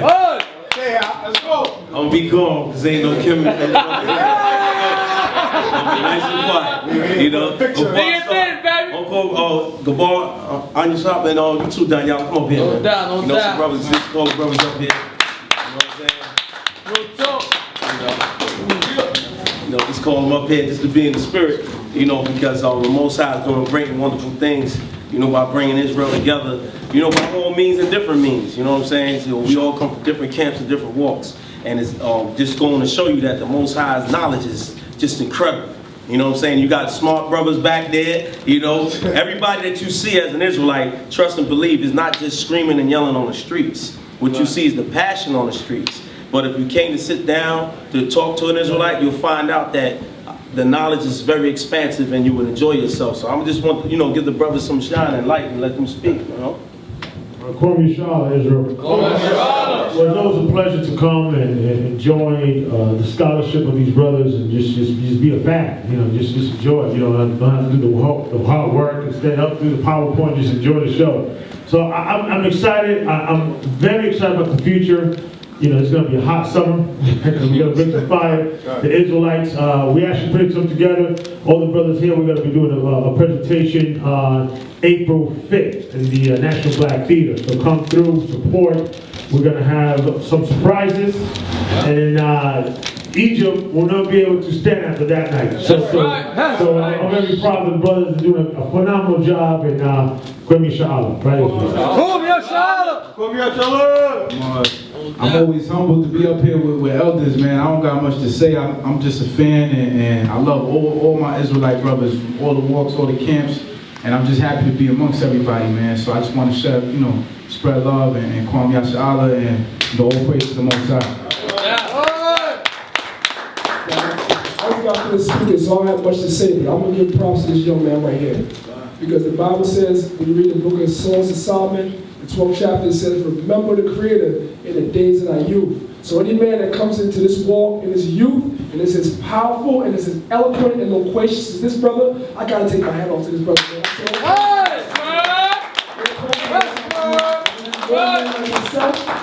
More than like the brothers in my camp and all AOC and all these young brothers down here won't put this in the side of That's right. Get him a hand, man. Get him a hand. Get him a hand. All praise because we in here together, everybody. And also a shout out to every Israelite camp out there. Every Israelite school out there. And all across the world. That's right. Earth. Every Israelite. Peace. Kwame Hashar. Every Israelite out there, you know, so we're going to be fair. All right, so we're going to move right along. So this is coming home, cleaning up the mind. All right. All right. Move the stand out the way. Okay, I got you, King. Yeah, because I do get aggressive and crazy, right? But we gonna, you know, be calm. Praise the Lord. So it's all right. So a lot of people are under the impression that when we speak, that we're speaking from the terms of the white man. White man made this up, this, that, and the Africa, so on and so forth. But we're gonna clean up the minds of our people to understand that here in the shores of America, a matter of fact, throughout the Americas, that you are Hebrew Israelites. The so-called black man, woman, and child, so-called Hispanic man, woman, and child. Okay? And our people are going to find this out as time is revealed more and more. But we're going to move on and see what this word says. Come on, read it. Let's go. I'm always talking about reading. I think I'm in the streets. See, that's Read on. All right. You got that, brother? You got it. Read that. Right here? Yeah. Therefore, shalt thou enemies, Salah, therefore, shalt thou serve thine enemies, which the Lord shall send against thee in hunger, and in thirst, and in nakedness, and in want of all things. And he shall put a yoke of iron upon thy neck, until he have destroyed thee. So now when you check this out, we know, and everybody in here know, being Israelites, that this is speaking about our people. This was a past prophecy. And that yoke is heavy upon our people, man. Now we had the physical yokes, now we have a spiritual yoke in our minds. Okay? We don't believe or think that we're Israelites no more. We Kemites and other things. We faggots, we everything, we rappers, we all these things. But we're going to see how heavy it's on us. Go ahead, brother. Move on so we can see. All right? Let's go through these scriptures nice and slow. Okay, so it's the prophecy. Go on here. It says, thy sons and thy daughters shall be given unto another people. And thine eyes shall look and fail with longing for them all the day long. And there, come on. Just sit on that. You slow, pop. So now, our people being enslaved, right? And the things that happen to us that's written in the scriptures, a lot of people can't describe that. There's no other prophecies, and salute to everybody, being whatever you are. But there's prophecies in the Bible. You can't find these prophecies in Kemet. You can't find these prophecies in China, so on and so forth. I mean, so I just went to China just to show you a broad scope across this planet, right? It's only happened in the Bible. So now let's see what happens. Check this out. The cracker, don't be offended, please. If you're cracking here, then that's what you are. The cracker taught us Israel isn't connected to the African landmass. Now, here's where they caught us. Because we stuck on people, but the cracker's not concerned with people. He's concerned with land. If you control the land, you control who? The people. Real simple. See how smart the crack is? See, so he fooled us to be consumed with people as opposed to land. That's why we don't have nothing. Because we don't realize what to take over. Right. You deal with the land mass, you control the people and everything that's in the land. So when we understand that there's 7 continents on this planet, we know that the land mass that we come from called Israel is on the continent Africa. Gun? Cain? See, you should be sharing the Hebrew language, right? Alright, go on. So now, here it is. Everybody knows this. Is Egypt. And this is what they separated. This is what they created, right? The separated says, the Suez Canal. Oh, that's the Middle East. There's no such thing as Middle Eastern people. No such thing whatsoever. But our people get confused, and this is where the battles come in at. Okay, the Kemet brothers, the Hebrew brothers and sisters, this is where we battle at, not understanding about the land. Oh, next one. Now let's see what happens. Come on. Uh-oh. There's a fence. Why the hell is there a fence in Egypt? To separate what? The landmass. Right. And here you have this Hamas, and they're building underground roads under this fence. Okay? Now this is modern. This is modern times. Okay, so now why is the fence made? It's the same thing. Now how we could scratch our head to say what happened in America to the landmass of Mexico. Alright?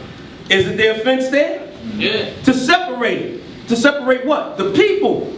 To say what? So that's why they deal with topography. Everything on the map, they say, we're going to make lines here. And the people, when they see a line, they say, I can't cross the line. Right. So therefore, the one that made the line controls the land and who? The people. Right. That's right. Simple science. Okay, but we fail to realize this. So there's a fence out there in Egypt separating that landmass from Israel. Go on. Okay, let's connect. Connecting to a landmass, the white man's teaching. Right. What does he say? I pledge allegiance to the flag of the United States of America, to which it stands. He don't pledge allegiance to who? The people. He don't do that. He do it to the landmass. So again, we have to stress this in our minds to understand the science and how he broke us down. He was the scriptures tell us that he's a natural warrior, right? The white man, he rules by the sword, and he don't rule in vain, right? So he knows what to do. Okay, let's go on. Okay, says the cracker concept. Y'all see I love that word, right? Psalms 49:11. Okay, it says their inward thoughts is that their houses shall continue forever, and their dwelling places to all generations. They call their lands after their own names. Right, that's right. This is the white. He got this down packed, man. If he came in the store, he'd say, Joel, I want the store. Right? Is he going to name the store after Joel or himself? Himself. You see? This is how he operates. Okay? Same thing. Come on. Forensic anthropology. Okay? Craniometric skull variation. So we're going to see something and get a science to understand it, because the white man deals with blood, DNA, but DNA can be manipulated. This is factual. Bones can only be moved. They can't be manipulated. That's right. Okay? So don't get caught up, oh, DNA, I found out I'm this, I'm that. So when people use DNA, what happens is they wind up finding out that they 3 or 4 different things. Because the white man has to use this in order to make himself inclusive to the human family. This is factual. This is why he uses DNA. Because he knows that he can manipulate it and you don't understand it. But we all understand cranial features. Okay? Now, of course, we know that some of our brothers and sisters may look a certain way, and then we go by the father and his bloodline. Cain. Right? So when we understand this, but we're going to see, can we get an anthropology degree right now? Let's see. Go ahead, move on. We're going to see this real quick. All right? Which is better, DNA versus cranial anthropology? DNA is an inclusion and exclusion. What that means, if a man in here took a test to find out if a child is his, what's the percentage? Look, I mean he took the test. See that? What's the percentage? 99.99. 99.99. How come it's not 100? Okay? How come? Now, if you see a man have a child, you say, Dad, she look just like you. She walk like you. Okay, she talked like you. Now, why did I use the terms of walking and talking? Simply because that is a spiritual genetic trait. Okay, you can't fake that. Now, many of our children may look the same as somebody, you know, that's not the person's child. But when a child starts walking like the parent, doing things like the parent, saying things, that's only spiritual. Now, you don't need no goddamn DNA test to tell you that that's your child, right? Right. Okay? So when we deal with bones and we see something, let's see, forensic anthropology. It's got cranial geography. So this is a white man. We know this white man, what was his name? Johann Blumenblatt, right? He went into the Caucasus Mountains, found the skull, and he's called the white man what? Caucasian. Because he's seen the cranial structure. So this is how they play with our minds. They get us with land masses, catch us with DNA, things that we can't touch. But when everything is before us and very simplified, right? So he says bones can't be manipulated, bones can be moved. That's it. Go to the next one. Come on. So let's see. The European. Sloping orbits, his eye sockets. You can always prove this. This is factual. Okay? And then when you deal with the nasal spine, and his nasal spine slopes down. Okay? Go to the next one. Let's see. Now y'all getting y'all degree, so pay close attention. I'm telling you, about to get an anthropology degree right now. American Indian. Now we know the American Indians are so-called 10 tribes, right? Good? Let me hear y'all 10 tribes. Because you know they trying to come at y'all. They trying to come at y'all now. Let's see. So they have the rounded orbits, right? Okay, and the flared nasal openings. This is facts. You can find it on any one of our brothers and sisters, right? Now go to the next slide. Let's see. Okay, so we have what? The smooth and depressed. The prognathism is the teeth that's coming forward, the gum line. You can easily tell it's the gum line coming out, right? So now, you got the smooth slope line in the opening. Now let's see if you get your degree. Go to the next slide. Let's see who this is. Now I'm asking y'all, raise your hand. Who is this? The white man. No, I'm just asking y'all. Why do you say it's a white man? Let me ask you over here, brother. Who's that? He look worse than Wayne. Huh? Why do you say it's the white man? Come on up here, brother. Come on up here, man. We inclusive. Let's go. Don't be scared, Why do you say it's the white man? He's on top.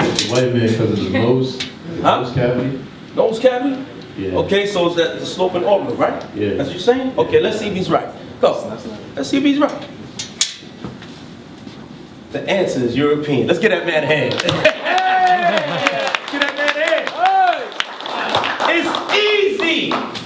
It's easy. Okay?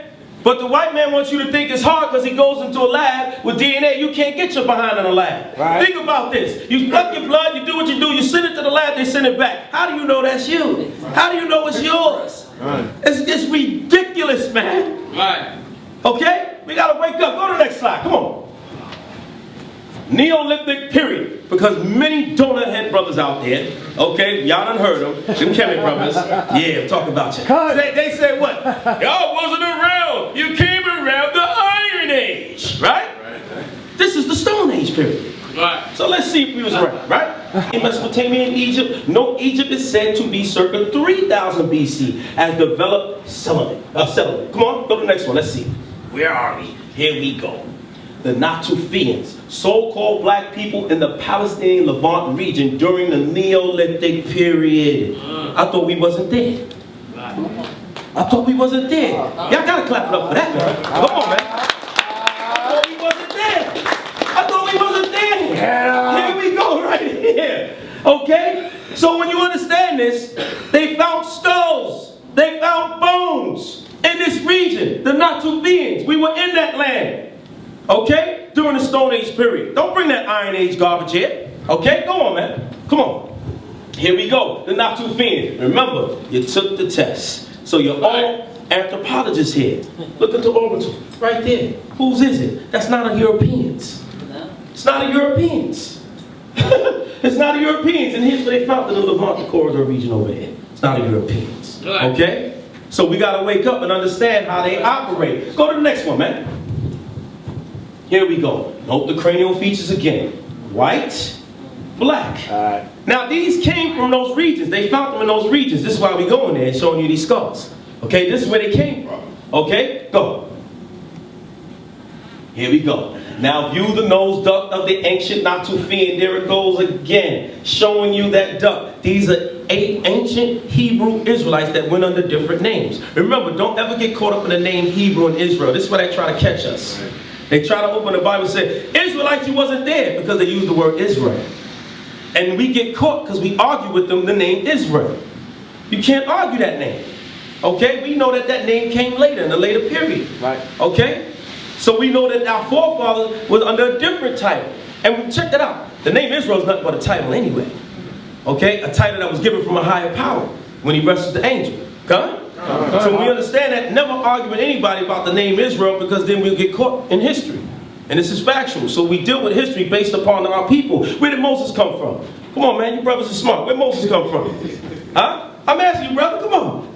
Seriously, where did Moses come from? Egypt. Huh? Egypt. Well, before that, where Moses came from, and now where did Abraham come from? Huh? Now he came from where? Mesopotamia. He came from Mesopotamia, right? Mesopotamia. That's our forefather, right? Now, if you go in the Apocrypha, you'll find that in the Apocrypha. They tell you in the Apocrypha where we came from, where our forefather came from. So never argue the name Israel. It's dumb. It's simplistic. We always been here. Okay? Come? Let's give the Most High a hand for that, man. Oh, we got to do over the Apocrypha. He came from that land and it kills him. Kills him straight away. Go on, Lord. Here we go. Remember, oh, I love that word. Remember, crackers can manipulate DNA, but they can't manipulate bones. Now, of course, this word, you never use this word Asian, because they like to catch us here with this name here. This name came later during the Greek period. This was a Greek name, actually, okay, when they use the word Asian. So never try to use, don't be careful of using that, because people will catch you up. Say, wait a minute, Asiatic? That was a label that the Greeks put on later, all right? So move on, come on. Now here we go. The black Mesopotamians in medieval times. Most of the available depictions, matter of fact, we ain't even got to go there. Skip this, man. Skip this, skip this, skip this. We ain't gonna go there. Continue. The pre-dynastic, first dynastic, the royal tombs. Thanks to such glosses and consistency of representation throughout the Old Kingdom, we may describe the typical Asiatic man of the early 3rd millennium BC as bearded and with long braided hair confined by a fillet and falling behind the ears. Just like this, brother. Come here, come on up here, brother. Come on up here. Come on, yo. Come on up here. Come on up here. Come this way, this way. Come this way. Come this way, come on. We'll try before my... Watch out. Good question. Now here's the funny part. Now notice what it said, right? Bearded, right? With long braided right hair, confined by a fillet, falling behind the what? Behind the ears. It just so happens that the brother had his hair like this. Now he come from Danyaahla's camp, so you know I ain't telling. Look, brother, braid your hair. See that? You see? So it's there. So see how the Most High is? Come on, I can't give him a hand. Give him a hand. All right. So this is how our people, certain looks that we had on it. Go on, Lord. Come on. All right, let's move on. Let's move on because of time. Now, again, the Levant region. So when we see this, okay, again, we were there. Don't let them lie to us, okay? And don't fall for it. Go on, Lord. Come on. Now, here we go. Cranial measurements prove Israelites were so-called black people. Now, this was an actual study that they had. Okay, the vertical breath, okay, was the strongest indicator of climatic adaptation, so on and so forth. But let's just get to the numbers. Watch this. Here's the populations, here's the skulls that they found in that region. The same region we talked about in the Levant. Now here's the skulls. Okay, no region. No, thank you, brother. Appreciate it. Now watch this. Here's the size of the skull. Now, who watches CSI? Right here. I'm glad y'all do. Yes, sir. But I bet some of you brothers watch Atlanta Housewives and all that nonsense. That old nonsense. But check this out, right? So CSI, they deal with the measurement of bones. So when they go there, they say, okay, this was this man, that man, so on and so forth. Everybody in here, guarantee you, our measurement will be under the 11s. This is factual, 115s. All right, now watch this. The Norwegians, 123.7. Okay, Hungarian, this is the skulls that they found. Okay, 123.5. Okay, the Austrian, 129.2. Okay, you got 126.3. Okay, so the Romans, now the Islanders, or the Ottoman Islanders. Okay, here we go, 110.03. Now let's just get down to the point. Now, don't you ever let them tell you also that all Africans are the same. Don't let them tell you that. Everybody speak Africa. Remember, Africa is what? A large continent. With 50 plus countries. You'll see all their skulls is different sizes. Why is that? Okay, don't let them tell you that they all the same. No, absolutely not. Now here we go down here. Look at the skulls in Lachish that they found. They found 61 skulls, 119.2. Okay, now watch what it says. Lachish, Judah. Here we go. They found black people there. Found them there. You can't refute this. It's impossible. Okay? So now, if you had your skull measured, okay, they're talking about the base of your skull up here. All right? From the forehead up, you'll find that it's in this range right here. Okay? Can't go no further than that. So these are the skulls that they found, and you see that our people was up there during the Neolithic period. Go on, Lord. Okay, here we go. Lachish, these was what the sculptors made. I think Malak spelled that wrong. Mm-hmm. I'm teasing you. Go on, Lord. What's that, Zion? Okay, the next one. Next one, Lord. Don't blame Watch it. It says, damn, there we go. You spelled that right. They're cracking out of these Lachish relics. So these are the relics that they found, and when they found these relics at the same time that they found those skulls, okay, in that area. So you find that these were black people. All right, go on, next one. Okay, the so-called white man is not a Jew. This is factual. He's not a Jew. Now they love DNA so much. See, the white man had infiltrated DNA. Now there's this book. You got that book? Go, give me that bag. The book. Yes, I'm sorry, sister. Oh, I was in your way? I apologize. You do it like y'all usually do. Move, nigga. You see this? We'll find out. Keep it coming. So we know that the white man manipulated DNA by trying to make himself inclusive. If you find this out, now they're trying to change when they do mitochondrial DNA and what is it? What you call them, man? Mitochondria. Help me out. It's the name that they have for the man. Not the chromosome. I'm talking about the name that they have. Y chromosome and Y chromosome. Yeah, Y chromosome using the man, right? Right. Mitochondria is the woman, and we know the XY man, but it's a name that they have for him using the man, going through his DNA. All right. I thought it was a smart crowd, man. You Hebrews, man, you're too smart, huh? Matrilineal. Thank you, huh? There you go, man. Get that Hebrew hand. Say it again, Hebrew. There you go. Now, what they try to do is this, because remember, when you follow from the father, it's just straightforward. Straightforward. When you deal with the woman's DNA, it spreads. It spreads abroad. You know, so when it spreads, you can easily say, I'm going to get this DNA here. Oh, you come from here. Because remember, from one woman to another woman to another woman, it keeps spreading. So how could you trace it properly? It's impossible. So we get fooled when we deal with so-called science and DNA. You get fooled because you trace something that goes this way as opposed to straightforward. You see? This is how the earth goes. The earth goes straight forward, does it not? This is how time goes. It goes straight forward, does it not? So how could you deal with something that goes out that way? It's impossible. You get confused after a while. So now, here's this book right here. And all you can get it. I'm not going to even read it, but get this book called DNA Science and the Jewish Bloodline. This man right here by the name of Tex Mars, he went after them. And he went after them through DNA. And guess who found the DNA? So-called Jews. Okay? It was first a woman, and it was two men. And they went and said, whoa, these guys are not Jews. And they shook them. It's by Tex Mars. They hate this man. Okay? Get this book. It's a very important book for your arsenal. Because you get to understand and see that, damn, you want to use DNA, they get caught up. So then they tried to switch it around, and they said, okay, well, you know what? We'll try to deal with the matrilineal DNA. Thank you, brother. Right? We try to deal with that. So they tried to use this so to go straight forward, and they got caught there. Because they found out through both sides, through the woman's DNA and the man's DNA, that they wound up being damn Khazars. Okay? Get that book and you see that in that book. So they caught themselves out there. They're like, damn, there's no way we can escape this. All right, go on, come on. Damn. So it says the Jewish Almanac. Now this is one of their books. Strictly speaking, it is incorrect to call an ancient Israelite a Jew. Right? So it says, or to call a contemporary Jew an Israelite. Right. Hebrew. They told on themselves. See, but they believe that people are so dumb that you can't read between the lines of wordplay. Okay, when you understand the English language is one of the greatest languages that you could deal with something called spells. Okay, and this is why they're masters at it. That's why, because what? The English language is derived from older languages. And this is why they use more words to comprise one sentence or greetings. Okay, or anything that they speak of, they put more words in it. It's something that they use called anagrams. When you use an anagram, right? Anybody knows what an anagram is?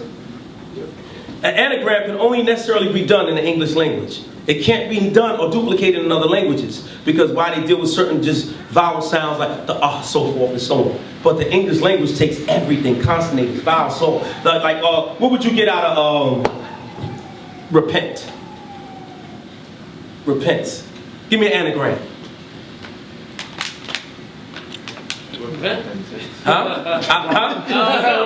Repeat. Out of repents. A person that repents. An anagram for repent is serpent. Forgiven.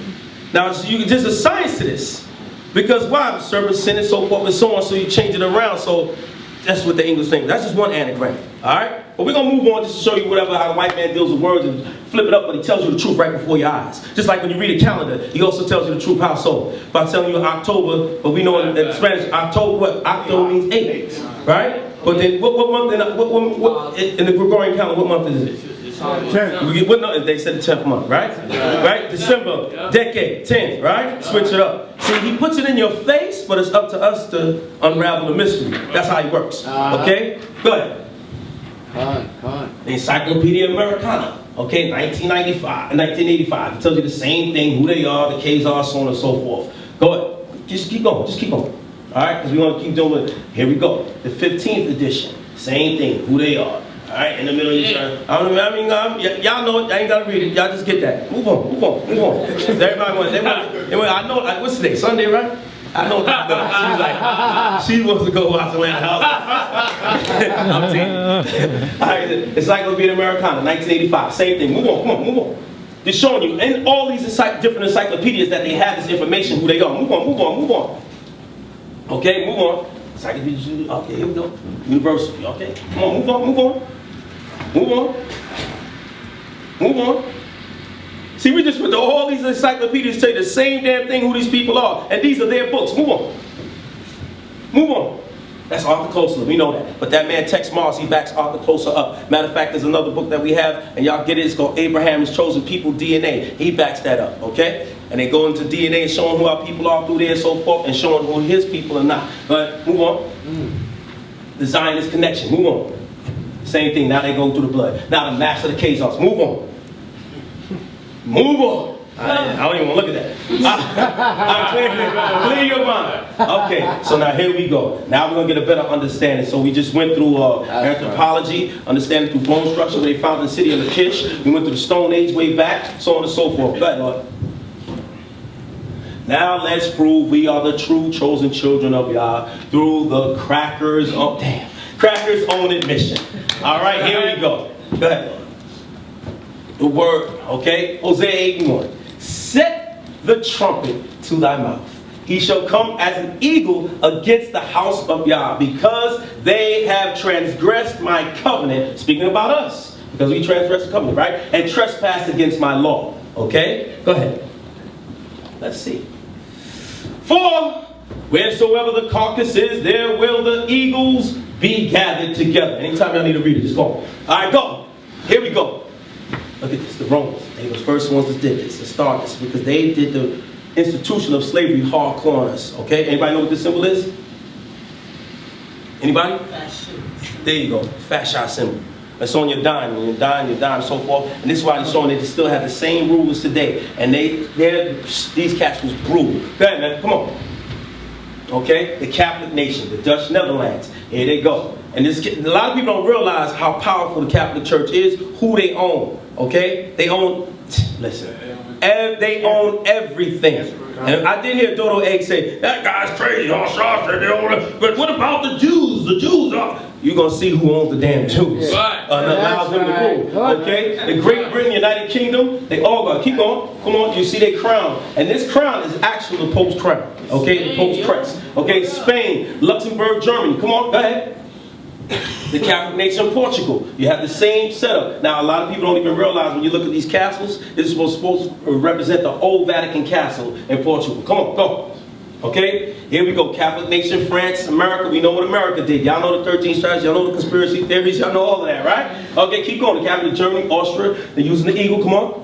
Here we go. Egyptologists can't prove they are Kemites. We can prove we are Israelites through the Bible and history. Come on, go. Okay? What is the true identity of the slaves? The truth behind slavery. We heard what slavery was all about, the transatlantic trade slave, right? What is it about? What they say it was about? Black folks got stolen from Africa and brought to America. That's the vague general story, right? Right. But mainly gold, things of that nature, correct? Right? They was doing it for that. It's garbage. It's a lie. Go ahead. Okay? And thou shalt become an astonishment, a proverb and a byword among all nations, whither the Lord shall lead thee. What am I? Who am I? Come on. Let's see what he said. The crackers stole our history for a reason. History is a people's memory, and without a memory, man is demoted to the lower animal. Wow. Right. That's crazy. This is what Malcolm has said. Remember, when Malcolm came back from Mecca, remember he was assassinated? You know the reasons why they say so forth and so on, but it's deeper reasons. And remember in his speeches when he said that you're going to hear men speaking in the streets out there in America to the chosen people. Remember that? Right. Okay. We're going to see. All right. A people without knowledge of their past history, origin, and culture is like a tree without roots. Marcus Garvey, come on. Go. Here we go. We were all taught about the transatlantic slave trade. Here's a trade over here in South America. They went here to grab this. This is what they actually try to show people in history books, right? Go to the next one. The enslavement of the Israelites. You can see over there, right? All right. The enslavement of the Israelites started under the auspice of the Catholic Church. Although Africans and Arabs sold us, their motives were unlike the Catholic churches. There's a difference. It's a total difference, and we're going to see that. Come on, go. The power of the pontiffs. That means to pontificate, to speak, to set rules by force. So now let's see who was running things and setting things all across this world, including today. Come on, go. The power of the Pope. Here's a question to ask. Why is it that presidents are visiting the Pope? Just people know that. Now, it's not being just doing American presidents. Got Obama. Go to the next one. Okay. You got, who's this guy? Nixon, right? You got Bush, right? You got Kennedy, right? You got the Duchess, right? Go ahead. Keep going. What the hell the Duchess is there? Wait, whoa. This is, well, Africans ain't doing it. Well, here we go right here. Right. Ghana, okay? Right. Okay? Right. Ghana. This is the president of Ghana. Okay? Now you have the president of the Congo. Right here. What the hell are these presidents? From Africa, America, all over. Why do they go to Vatican City? You know what it is, man. Why? Why they go to Vatican? What's the need? Give me a need. I want you to give me a need. Why they gotta go to Vatican City? I'm asking you, sister. Me? Yes, ma'am. Because they own them. Because they own them, right? That's cool. That's beautiful. But nobody takes consideration. They think this is just a photo op. But you have to understand, why do they have to go all the way over there to meet the Pope? Because the rules are really set over there. Yes, Ken? Now, I just wanted to say as an answer, because the people that's really in rulership, they have to give the authority to these puppets to actually bring forth an order. So that's why I would say that the people, the lower elites will actually cleave on to the popes and everything. Absolutely. The Jesuit orders. Okay, listen, this place is no joke. Don't you sleep on it and think, oh, they nothing. It's a very powerful place. It is the most powerful nation on the planet. And it's only 2 million people strong. And it's not even a bunch of people. It's mainly popes, cardinals, etc., etc. Okay, yes, brother. The Pope got, you could say direct access to Satan himself. That's right. That's right. Entity. And what he has more access to is all the history on the planet Earth. It all lies there in the Vatican. They know who's what and who's who. And they keep everything in control by telling everybody, I can tell the truth on you, I can tell the truth on you. Okay, this is what we're going to do to keep everything in order. Let's move on. Come on. Wow. Here, y'all know this is Mugabe. Yeah. That's Clinton. This is the Queen. Why the hell is everybody? England runs this place. Are you sure about that? Are you sure? Why did not the Pope go to England? Okay. Okay, and this is the president of Brazil. All right, go ahead. Now, Africa. Okay. No, watch this. The World Bank president. His name is Chim. I couldn't even tell his last name. Okay. And the popes. Now, why did he go visit? Now, listen. This is the World Bank president. Now, why did the president of the World Bank go visit the Pope? Why? Now think about this. Here's the thing. Who funds wars? Huh? Who's they? Banks. The bank. Which bank? The World Bank funds wars. Now this is a man of peace, right? How's that? When the World Bank president, they fund wars. So how could a man of peace be here side by side? Exactly. And these are different popes. Look at the sinister look on his face. Okay? Now a lot of people fail to realize this is serious business, man. You have to ask yourself, why is he there? There's no need for him there. He don't belong there. Right. But there's a bigger thing going on. They say, look, this is what's going to happen here. This is what's going to go on over here. And they make sure that these people get these orders by greeting them. These are damn ceremonies that are seen before our eyes. When you go visit a pope, when you go visit him, it's an actual ritual. And they let the world know who's in control. Because in ancient times, everybody had to go see who? The king. Right. And the people acknowledge that, wow, the king acknowledged these people. So this is what's being shown to the world. We think it's just a photo op, but it's bigger than that. Okay? Now notice, they funding this, they talk about Africa. Who's building up Africa right now? The what? China. Chinese. Who you think is allowing these fundings to go on? The white man. The white man, Yeah. the World Bank, Kim, they know what they're doing. Yeah. They know this is a bigger plan, but everybody, you see, where the black man at? It's bigger than what you think, man. Go on to the next one. Right. Okay? Now, for you dodo eggheads, not in here. I'm just saying, out there and everywhere. And if you're in here like thinking like that, the damn Jew don't run nothing. Because the damn Jew, so-called Jew, is visiting who? The Pope. He's visiting the Pope. Right. Okay? Go to the next one. Here's the president of Israel today. Visiting the Pope. Think about it. Okay?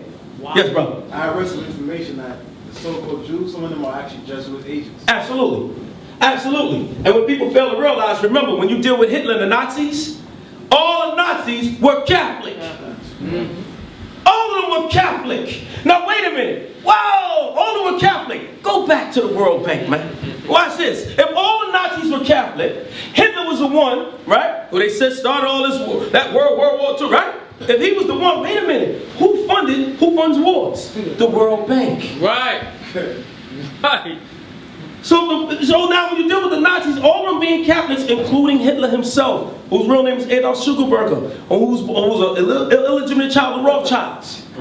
And he found out that he wasn't a Jew. That's why he used, man, we're going to burn you in ovens, so the real Jews are Schwarzes. So when you understand all of this, keep going. Now when you understand all of the science there is, we'll see that, wait a minute, there's something big going on. Because all those Nazi criminals, who allowed them to escape? Anybody know? It was us. The Vatican. The Vatican allowed them to go in Argentina, one of the largest worshippers of Catholicism. Yeah. Yeah. Huh? Yeah. Think about it. This is bigger than what we could ever imagine. Okay? So we just got to read between the lines. So when you see the rat line, now who? Whoa, wait a minute. Yeah, wait a minute. Aren't those Catholic? Oh my, look at this, man. This is real. This is real. And I advise all y'all to go through that. Go and look up the rat line. And see who they allowed to escape. See who was on everything that they did and how the Catholics protected them even to this day. Yes, King? It shows you that movie Inglourious Basterds with Brad Pitt. Yeah. Okay. A lot of brothers think that movies are real, man. They showing you what's going on. They showed you that. That's right. That's right. No. That's right. That's it. That's right. You see that? Go to the next slide. So with that in mind, just keep understanding what's really going on. Because see, now you'll get a better understanding of what the slave trade was and when it really happened. So it says the enslavement of Israelites. The fake triangular trade was this. When they went from here, so-called, came down here, and they just tell you where certain routes and what they wanted. But the real trade was this. The Catholics ruling, the Arabs, then they had non-Israelite Africans. Okay? And that's what you're going to find out that it had nothing to do with gold and all that. It had something to do with real gold. When you read the scriptures, right? What do the scriptures call the children of Israel? Gold. Calls us what? Fine gold. Let me hear you all say it. Gold. Calls us fine gold. And it says that the Jews shall fall out in the streets, right? Yeah. So you got to understand who we are as a people, man. And what was really going on. Okay, go to the next slide. Come on. Now rich. So it says what? Now we're going to see out their own damn mouth. Okay? Out their own mouth. Pope Innocent. What a goddamn man. Okay? 1198, 12, 16. As Cain was a wanderer and an outcast. Now these are his words. Not to be killed by anyone, but marked with the sign of fear on his forehead. So the Jews. Now think about this. This didn't happen to the white man that calls himself a Jew. You're gonna see their words and what they say to do, and you will see that it wasn't talking about the white man that calls himself a Jew, right? He says what? Against whom the voice of the blood of Christ cries out. Okay, because they say that we went against them, all this other nonsense, right? Although they are not to be killed, they must always be dispersed as wanderers upon the face of the earth. Romans 28. The most I say about us. Go to the next slide. Uh-oh! I said I would scatter them into corners. I would make the remembrance of them to cease from among men. Nobody knows who we are no more. Nobody. We black, we Hispanic. How about that? Huh? But the white man can say that he's Caucasian, and he can tell you as a Caucasian man where he comes from. The African man can tell you that he's African and tell you what country in Africa he comes from. Right. So you see, everybody is locked. The Chinese man, Japanese man, who they are, they can tell you where they come from, but we can't do that. This is why you see all these so-called debates. This ain't no debate, man. That's not the number. Listen, man, that's a playground. The real battlefield's telling the white man who we are and telling him to give us back our nationality. Right. Okay, this stuff is nothing but a playground. Go ahead, man. Go ahead, go to the next one. Come on. Let's see what he said. Pope Innocent III, although Christian piety tolerates the Jews, whose own fault, God damn it, whose own fault commits them to perpetual slavery. That's out of his mouth. He says, our own fault commits us to perpetual slavery. Now notice, why am I excited about that? Because it says what? The piety to the Jews. Right. Now, show me where a goddamn white man that calls himself a Jew was in the perpetual slavery. No. Find it. No. Give it to me. Huh? It's not there. The white man that calls himself a Jew was never in perpetual slavery. So who the hell was Pope Innocent talking about? That's right. Huh? He was talking about us who are the Jews, man.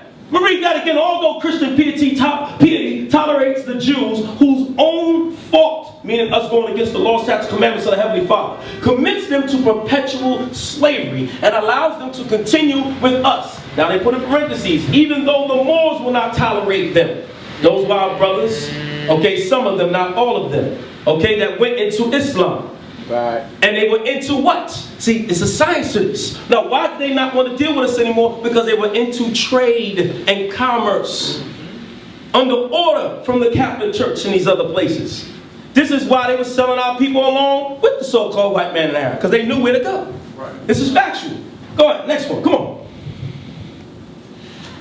So now, Pope Innocent III continues, although it be not displeasing to the Lord, but rather acceptable to him, that the Jewish dispersion should live and serve under Christian princes. Now, remember what I showed you earlier? Those flags with the eagles, those different countries, the Catholic nations? Who was we in captivity under? Remember Portugal? They was the first ones to go and start grabbing and snatching. Okay? Remember Rome?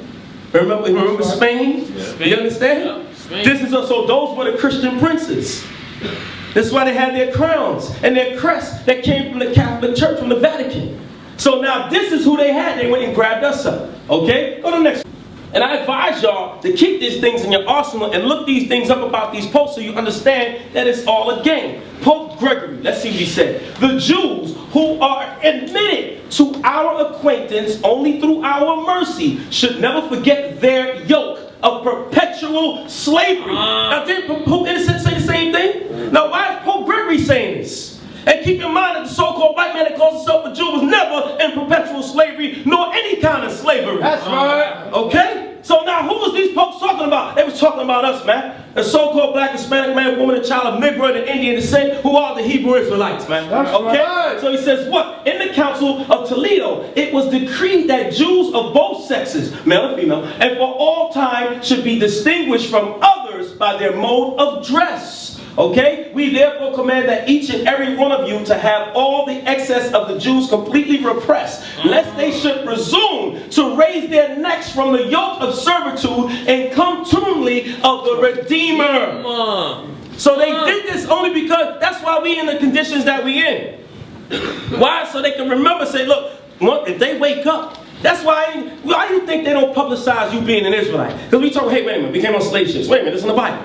Wait a minute, this is us. They don't publicize that. They publicize anything else but that. Exactly. Anything else. They can't promote you. They can't promote us. Okay? Go to the next one. Come on. Let's see. Pope Nicholas, another one? Okay, dumb DeVeris, I say dumbass. Okay, Papal Bull, June 18, 1452. We grant, now listen to this now. This is, now remember, we showed the pictures of all the presidents going to Rome, to Vatican, to meet the Pope. Now, that happened way back then. Because he says what? We grant you kings of Spain and Portugal, because they went there.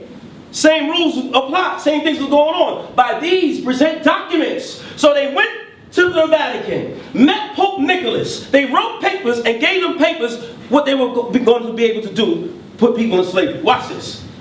With our apostolic authority, full and free permission to invade, search out, capture, and subjugate the Sacchareans. Look up who the Sacchareans were. They were Israelites. Okay? They were Moors under Islam dealing with Muslim things, right?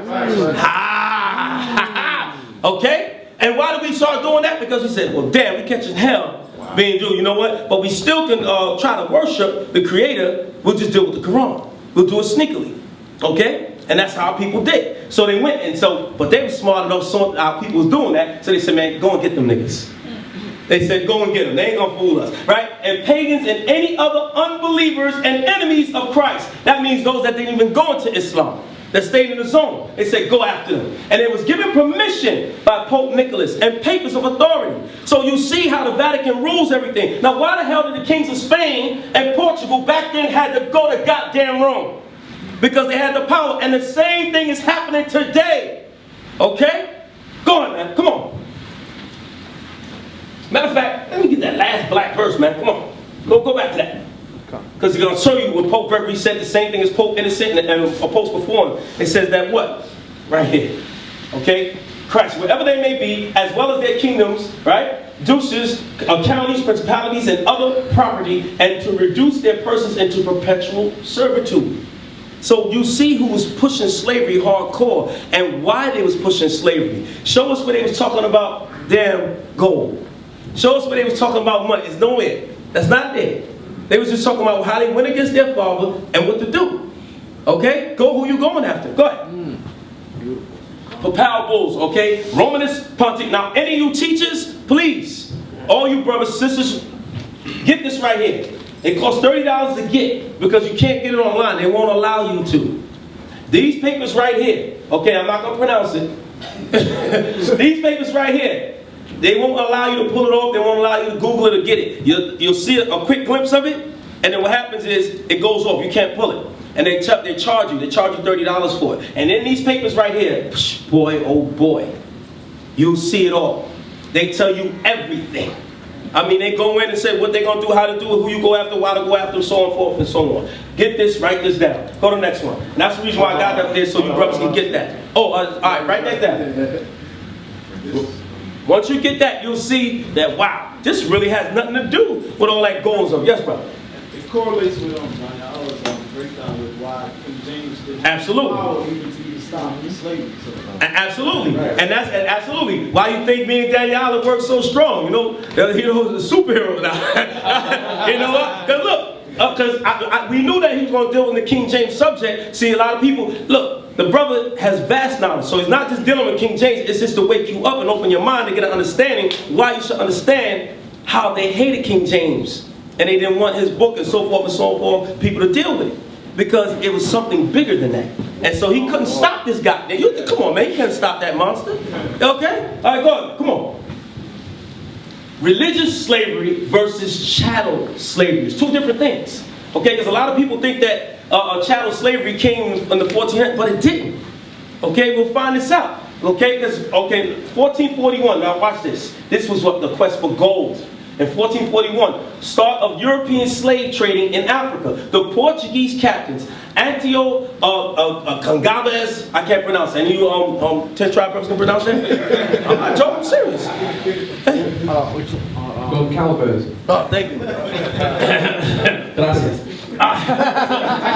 Nuno Tristo, right? Captured 12 Africans in Cabo Branco, the modern Mauritania, and take them to Portugal as slaves. So now, this is what dealing with gold. This was the Portuguese. That was their purpose, and that's why they got permission. But they knew who to kick out and excommunicate. Okay? So now in 1452, 18th of June, 1452, watch this. It says Pope Nicholas issues Dum Tavares, a bull authorizing Portuguese. That's what we read. Okay, now in 1454, Pope Nicholas issues the Roman pontiffs a bull granting the Portuguese a perpetual monopoly in trade with Africa. So now they said, look, we're going to give you permission to go ahead to always be able to trade in Africa.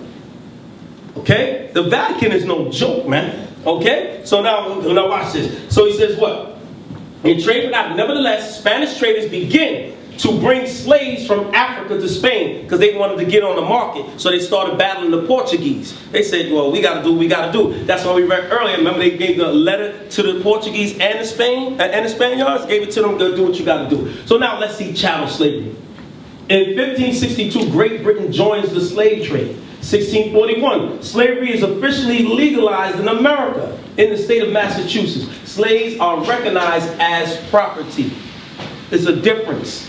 Don't ever get caught up in the 1400s. When they went to get out from the 10 tribes, what they did, they said it could be good because we know there's gold over there. So the thing was to remove the people so they could take over the land. That's what that was. So then they said, wait a minute, this could be marketable as far as using the people. And that's where you get the chattel slavery from. Good.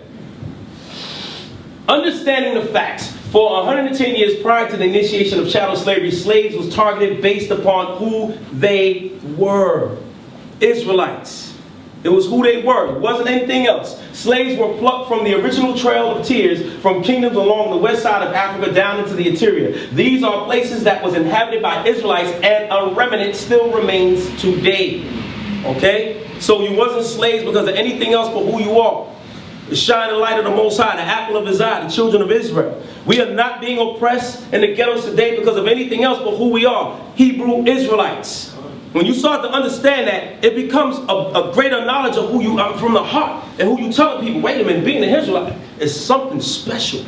Why the hell they want to put us down? Why? Who are we? Because they know once we open up and get the power of the Most High upon us, it's a wrap. Forget the fight. Because remember, the Most High is talking about giving spiritual power. You see what I'm saying? On a different level. All right? Go on to the next one. Come on. Spain. Portugal had a head start, okay, on Spain in terms of the time in which Spain entered into the African slave trade. The Spanish entered into the slave trade, Sparling, what the hell? In 1462, 1476, Carlos de Valera and Castile in Spain brings back 400 slaves from Africa. Move on. Okay, here we go. This decree is something special. 1492. Notice we all start here, right? Now right now.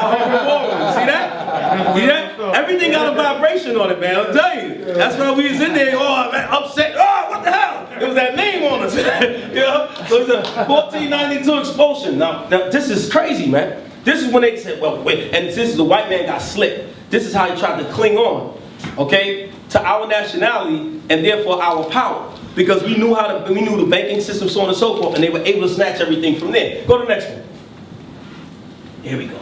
This is the decree. Y'all got to have this and get this. King Ferdinand and Queen Isabella, by the grace of God, King and Queen of Castile, Leon, Aragon, and other dominions of the crown. To the Prince Juan, to the dukes, marquis, counts, the holy orders, priors, knights, commanders, lords, the Castiles, caviars, cavaliers, and to all Jews, men and women of whatever age, and to anyone else, this letter may concern health and grace unto you. You well know that in our dominion there are certain bad Christians that Judaize and committed apostasy against our holy Catholic faith. Much of it is the cause of communication between Jews and Christians. Therefore, in the year 1480, we ordered that the Jews be separated from the cities and towns of our dominions, and that they be given separate quarters, hoping that by such separation, the situation will be remedied. Okay, now when you understand this is the letter that the kings and the queens get from the Pope, the Alhambras, and they put it out there on this level that we got to get these niggas out the city. And so this is when it all started. And it went crazy to remove us. And this goes into what Danyaahla was bringing out earlier about us ruling in Europe. Okay? Yes, King. The same time period, just so brothers know, the same time period, Ferdinand and Isabella also gave a decree that their Prince Philip, King Philip, that was ruling in Portugal, he had to do the same thing. See that? He had to do the same thing. So it spread from Spain into Portugal, all over Europe, wherever we was, that same decree went out. See that? So it ties, yes, sir. Also, Alhambra come from the Spanish word from Spain, which means red one, from Grenada, Spain. See that? See? So that we know who we're speaking of, we said the red one. So now when we understand this was a science that they broke it down and how they was going to go after us, man. And start excommunicating us out of cities. Go to the next one, come on. Okay, the description of Jews in England. Wow, see how the Most High work? Danyaahla was bringing it, it's the Most High thing, right? It says, Charles' treatment of Jews in his realm was consistent with the tolerance he expressed in the Declaration of Breda. London Jews, no longer having to disguise themselves or hide their wealth. This was us now. Okay, it says, gather each Sabbath in the rickety first floor synagogue in its Creek Lane. Their place in society was endorsed by John Greenhub, a prominent Christian who, having visited the synagogue in April 1662, observed in a letter of friend. Watch this. When I was in the synagogue, I counted about 100 Jews, all merchants. Not one merchant person of them. Most were rich in apparel, with various jewels glittering. God damn it. But they are the richest jewelers of any. They are generally black and may be distinguished from Spaniards or native Greeks. Come on, man. Come on, man. They are generally black and may be distinguished from Spaniards or native Greeks. Come on, man. Damn, I didn't even have that slide. Come on, man. Come on. See that in English, so, and it tell you how, and we had to hide. Why we had to hide? Because those letters that was put forth, like, go after them, man. So, because, you know, when we start rising up, the Vatican start talking. We got to smash these niggas. We got to put these blacks and Hispanics down again. And because why? The decree from back then, but Pope Innocent and all of them said, we don't want them to lift up from that yoke. Okay? Go on the next one. Come on. And this is where you can get that from. Jewish Pirates of the Caribbean. Okay? Now that's a good book because it goes into the Moors, so on and so forth, everything in there. It's a powerful book, man. Alright? And that a lot of people on those shores. Okay, the Spanish go watch this. The 2nd January of 1492, the Moors town. We're gonna move this. We're gonna move that. We're gonna move that. Come on. Because these are other decrees, and you'll find out. So now let's see what this Dominican friar, okay, the Catholic priest, okay, Bartolomé de la Casa. He wrote extensively of the horrible conditions of the American Indians under Spanish rule, constantly pleading for peaceful and humane relations with them. Ironically, this great and sincere humanitarian, convinced that the fast disappearing Arawak Indians could not physically tolerate the hard labor expected by the Spanish, recommended the importation of African slaves to do the hard labor. De la Casa believed that the Africans were constitutionally more fit for hard labor than were the American Indians. Thus, he was importantly, though indirectly, responsible for the growth of one of the humanity's greatest horrors, black slavery in the New World. Wow. So you see that our brothers, they were connected, but this is labels that they start putting in there later, African, Indian. Yes, brother? He's the one who brought the Haitians over. Right. De La Casa is the one that brought the Haitians. Hardcore, hard body. All right, I forgot that tidbit. Go ahead. And you see what they did to the Haitians. That's why they've been oppressed the most, basically, because of course they were the priests of the Heavenly Father, and they went off, and they got to keep them down because they still can obtain that power through the Father. This is why they still do the practice of voodoo. All right, now watch this. If we were Jews, okay. Off the coast of West Africa, Port Judah or Fort Judah. Let's see. Here it is right here. Do y'all remember that Portugal flag in the beginning? They went and set it up. Remember that flag we showed earlier? Here's the same flag when they went to set it up. And they go, Fort de el Judah. There it go right there. Now, why the hell would they have this? Now you say, Mose de Historia de Judah. Judah. It's Judah. Now why the hell would they have a Fort Judah if they wasn't getting Jews? Right. You understand? They could have called it Fort something else. Okay? So here it is right there, and there's the port right there. You can look this up yourself. Go ahead. And that's the very port where they took them through. Okay? Go to the next one. Some say Oda, when translated, means help, because some people will tell you that. The Europeans identified it as Judah. Let's see why. Come on. Here's the map. England, Holland, and Denmark. H. Moll 1729. Use the Dutch term Fida. It translates to Judah. Now here's the maps that they use, man. All right? How about that, Reggie? Huh? Yeah, I'm coming for you, Reggie. Don't escape, Reggie. All right, here we go. So now when you see the Gold Coast, it was called Negro land. But in the Gold Coast, the Negro land, why do you have the words Judah? Huh? Don't go, come on, man. Yeah, troublemakers. Okay. So when you see, right, what these people did in Denmark, the Dutch, you'll see that they labeled it themselves and they were going after Judah. And this is a map that y'all can pull up and get yourselves because they got different variations of this map. They even updated the map. Okay, and you're going to see the word Judah. This one is hard to decipher because it's over here. Alright? It says Judah, but it's the Negro land map. Go. It's on there though. So the Dutch masters. Now, this is serious though. This is actually not a joke. Now, when you understand this, even in smoking weed, this comes from high up. Again, go back to the Vatican. Remember, they was dealing with tobacco, right? Remember, they was the ones that allowed people to go into chattel slavery, right? So when you understand this, it's a bigger science than people believe, even when you started smoking, man. Okay? Those that who's smoking in there? Oh, those that smoke out there, whatever they smoke, the blunts. Now, the Dutch masters, these were people that rule. Now, why would a nigga smoke some of this? Why would he say, let me roll my weed up in a Dutch master? Everything's a science that the white man does. He shows you the rule and it works on you on ways that you can never even imagine. Okay? Now go to the next one. Watch this. Now niggas want to smoke backwards.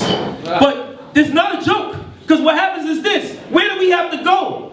We have to go in the backwoods to run from master. You understand? It's a science. It's not a game. So they remember the old Philly blunts? Remember them? They used the Philly blunts. Now this city of brotherly love. This is why it was called the Phillies. When you deal with the Phillies, they were certain degrees under Benjamin Franklin, so on and so forth. Okay, who dealt with the almanac. Remember, his greatest thing was dealing with maps. So he understood who people was and where they were coming and where they were going to go. So now here they're going in the tobacco fields, the cotton fields, because this was one of the biggest things, man. And sugar was the #1 thing. The #1 thing. Go to the next one. Here's the map again. Now, remember, that map was in the one before that was written by somebody else, another cartographer. Here's another one, Eamon Bowman. Why are people making these maps? Different cartographers. And what do you call it? Negro land. And in Negro land, you'll see in the same land that you'll see the word Judah. You'll see the word Ahuda. Get this yourself so that you can see. And this map was written in 1747. Okay? Go to the next one. Here we go. They're going to show you right here. The Kingdom of Judah, 1747. Y'all see that? That's on the map. And that, by the way, that wasn't a black man. That was a white man. A white cartographer that wrote that map. And just for the viewers, when you read the Bible dictionary, they tell you that Ham is a progenitor of the Africans, but not the Negro. Absolutely. So when they say Negro land, they distinguish in Israel. So absolutely. Right. There you go. See, Israel being the spirit, because you know we got that up there. The Israel being the spirit. You gotta love Israelites, man. So when you check this zone, it's showing you right here that why would this be on here? Why would a white map maker, and he actually said this to 2 different kings, one of Spain and one of Portugal. Now watch this, man. Right there. Here you go, Jabu. This is all Israel. Wahada. See this right here? Okay, when you look this up, it's talking about Judah. Then they had the king of Judah on this port in Negro land and all these areas. Go to the next one. Come on. Here we go. Wider so you can see. Wahada. Judah. Judah. This is by Edwin Bowman. He wrote that. Now who the hell? How come he didn't write ancient Egyptian? How come he ain't write Shaka polite or Kevin. How come right? You know why he didn't write that? Because they understood who they were going for, who the Vatican wanted. Go, next one. Here we go again. This is somebody else. Another cartographer. Okay? J. Gibson in 1792. Judah clearly identified. Why is all these cartographers making these maps, man? Because they knew where they had to go and what they had to get. It was more so than the gold, it was the people, man. Come on, go to the next one. Here we go. This is where the Israelites went down from Israel into Egypt, coming to the west, right? In the South North Caribbean. This was the transatlantic. We came all the way through here. So that goes back to those maps. They knew exactly who the hell they was getting. They was getting them from this region. That's what we traveled through. Okay? Go to the next one. All right? The places slaves were taken from. It'll tell you. In Senegal, this were the areas on the map. So this was that Gold Coast. You'll see all these areas right here. Sierra Leone, right? You got Benin, Blata. See, I mean, listen. Y'all go to the next one. The icing on the cake. Let's see. Are you ready?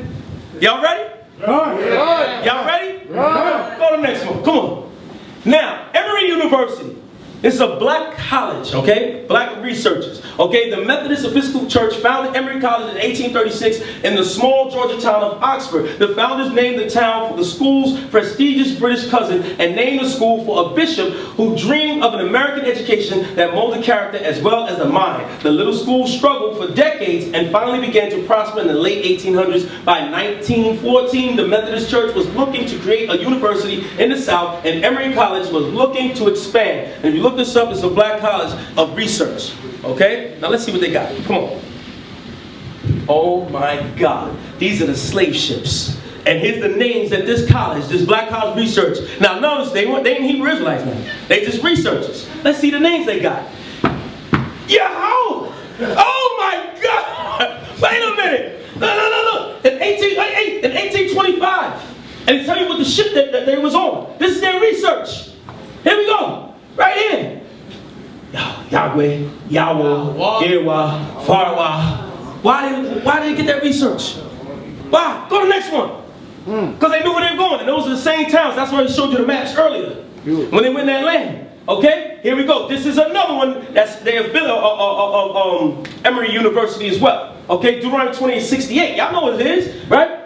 Nayah Inya, Yahoo, and Kaya. Now look where they came from. You'll see the places. Igbo, Abelite, Igbo, right? So you'll notice, Kenya, Benya, this is Israel all day long. And they tell you what the years was, their arrival, they tell you the ships, and y'all can all go on there yourself. Okay? Go on slavevoyages.com. Okay? And slavevoyages.org, I'm sorry, and then African/origins. And type in any name. Matter of fact, you can also type in, now just to show you, now we're going to show you something, because most niggas will tell you this, and Reggie, because they'll tell you this. This was the Jews, and the Jews named them. Now, we know that that's dumb and ridiculous, because the so-called Jew today, they don't use the Most High's name. Right. That's right. That's right. They say it's their Nephilim name, so they'll say Shem, or they'll leave spaces. So when we understand that, we know that they didn't name them this. And they will beat the name out of you when you came over here. Right. Correct? Right. So now when you understand this, y'all can look this up on your own. Type in the word Allah. Type in the word Elah, and you'll see that that's there. Now we know goddamn well, ain't no white man named no damn slave Allah. Right. You understand? Right. Type it in yourself and you'll see that, wait a minute, there's something going on strong here. Now go to the next one. Here we go again. There we go again. You know, the women was naming themselves that. That's in 1825. Go to the next one. And here we go, Emory University, so y'all can see that. There is no way in hell fake Jews could have given us these names. There is ample evidence that American Jews participated in perpetuating the slave system. Now we're talking about the so-called Jew, because everybody will tell you he had the ships and he came over here, he put them on the ships and all the. Okay, we know that. But let's get to the meat. Okay, it says.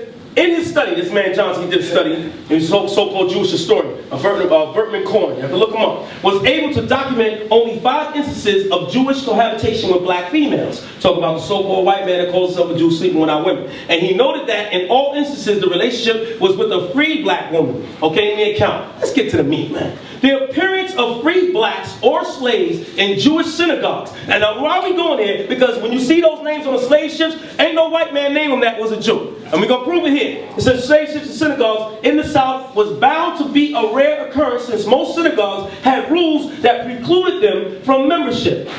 From this, Korn concluded that it provided evidence that Jewish slave owners in the United States did not proselytize amongst their slaves or offer them instruction in Judaism. Don't let nobody tell you that they taught us this, man.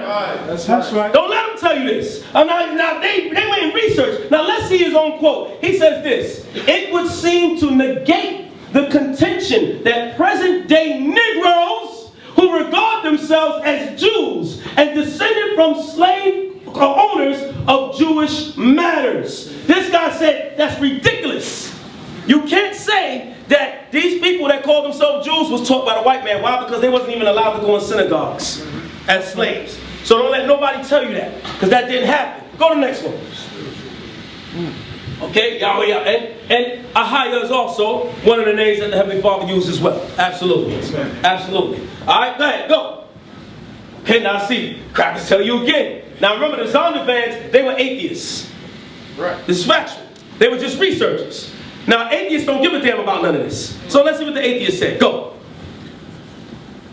The identity, here we go. Ham, Zondervan. Okay, the youngest son of Noah, born probably about 96 years before the flood. And one of the 8 persons to live through the flood, he became the progenitor of the dark races, not the Negroes, but the Egyptians, Ethiopians, Libyans, and Canaanites. Why is this purposeful? Because you understand that when you go way back, they knew who they was getting out of the interiors of Africa. They knew in the Negro lands, they wasn't grabbing. You got a question, bro? Yeah.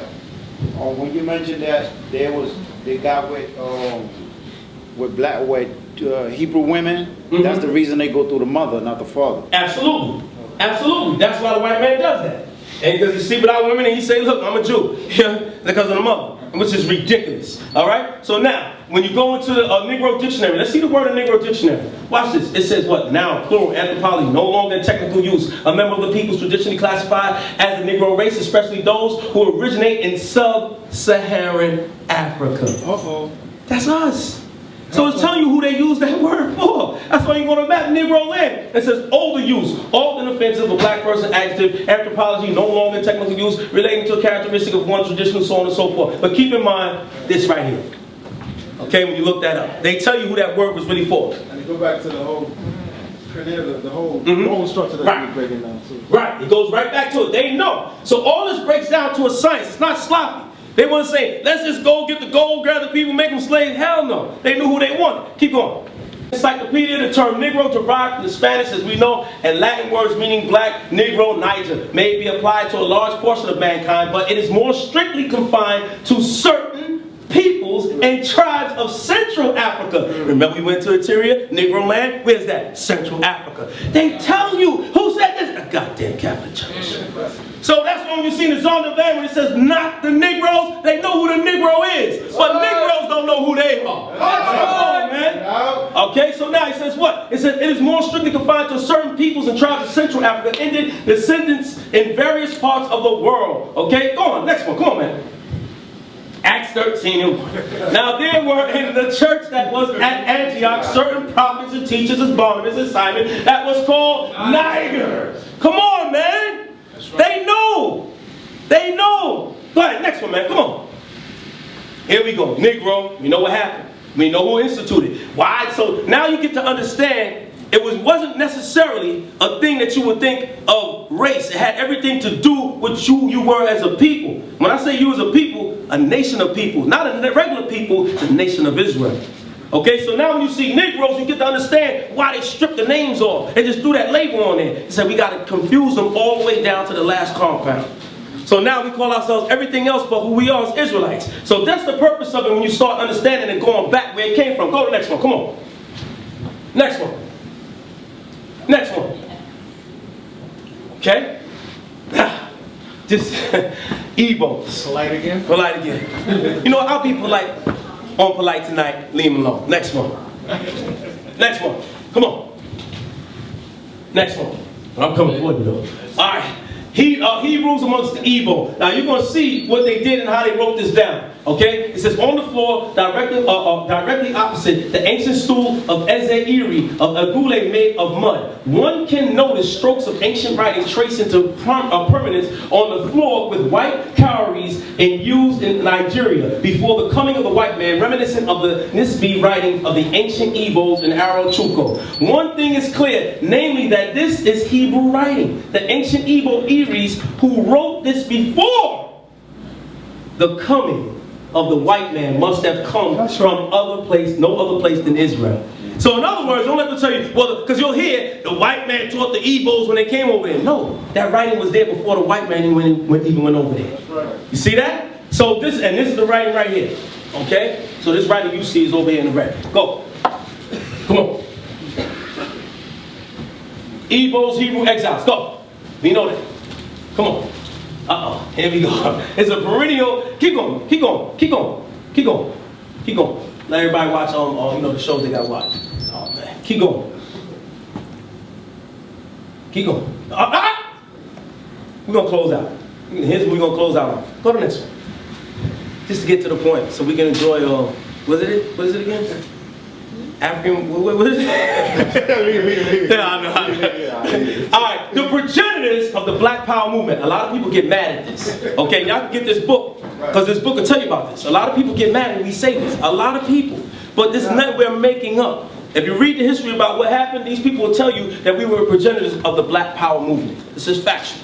Now, this was a researcher that couldn't understand why were so many black and Hispanics calling themselves Israelites. And they couldn't understand it. So what they had to study it. It's Chicago University, by the way. And his name is Landon. When he did the study, he said, wait a minute, this is impossible, but there's a lot of proof behind it. And he went through all of the history of Israelites coming from the land of Israel all the way here in the Americas and how we set things up. And then they found out that we were one of the ones to start Black Power. Now let's see. Once black Jews had established the basis for their legitimacy, some historic link with the ancient Israelites or the black Jews of Ethiopia, and had found their future hopes to be realized in the millennial eschatology, other things within the movement began to emerge. Black pride, black solidarity, black business, and in some cases black power, black separateness, and black supremacy all sprung up within various black Jewish groups and were expressed in different ways. This form of cultural black nationalism, one which is expressed in a divine identity, a newfound sense of purpose, and a belief that one's own destiny lies within the bounds of one's historical struggle, has proved to be much more important in American history than the number of black Jewish participants that laid its foundation. They tell you how important this is because he knew the ties going back to the Catholic Church. So it blew his mind. He said, man, it's more important even than the members. The world need to know. That's what he's trying to put out there. As will be pointed out later, in this work, the rhetoric and practices of the early black Jews became an emulated model that gave rise to various forms of black Islam, especially the Moorish divine movement of Prophet Noble Drew Ali, and the creation of the Nation of Islam, the black Muslims, by Elijah Muhammad. Now, this was research. This has nothing to do, this is what a man researched from Chicago University. These movements were clearly patterned on the thought process and practices developed by early black Jews. Even later, the rhetoric of many black nationalists in the United States during the Civil Rights era. A veritable flowering of black nationalism had little of originality not already stated and put into practice by early black Jewish leaders. Okay? Given link between black oppression and black nationalism, it is not surprising that there was a great resurgence in the black community of black Judaism, and the movement spread enormously during the Civil Rights era. Within the historical context, as the leader in the development of organized cultural black nationalism, black Judaism should be viewed as one of the most important social movements in African American history, and as a result, one of the more important social movements in American history, man. That's right. That's right. That's what they say. And the book is by a man Landing by Chicago University Press. It's called Judaism. What is that book? Got it over here? Y'all got it? Y'all got it? Nah, right? All right, so it's by Landing. I'll text brothers, give y'all the number, book and everything. Yes, brother. I was saying too, a lot of people understand, like, a lot of the Hebrew Israelites, it's a big bigger than here in Chicago. Absolutely. A lot of the Hebrew Israelites out there, like Martin Luther King, all them dudes, they came from us. A lot of people don't want to accept that. You got history telling you that this is where these people came from. Absolutely. They just broke off and did their own thing, this Africanism and all that other crap.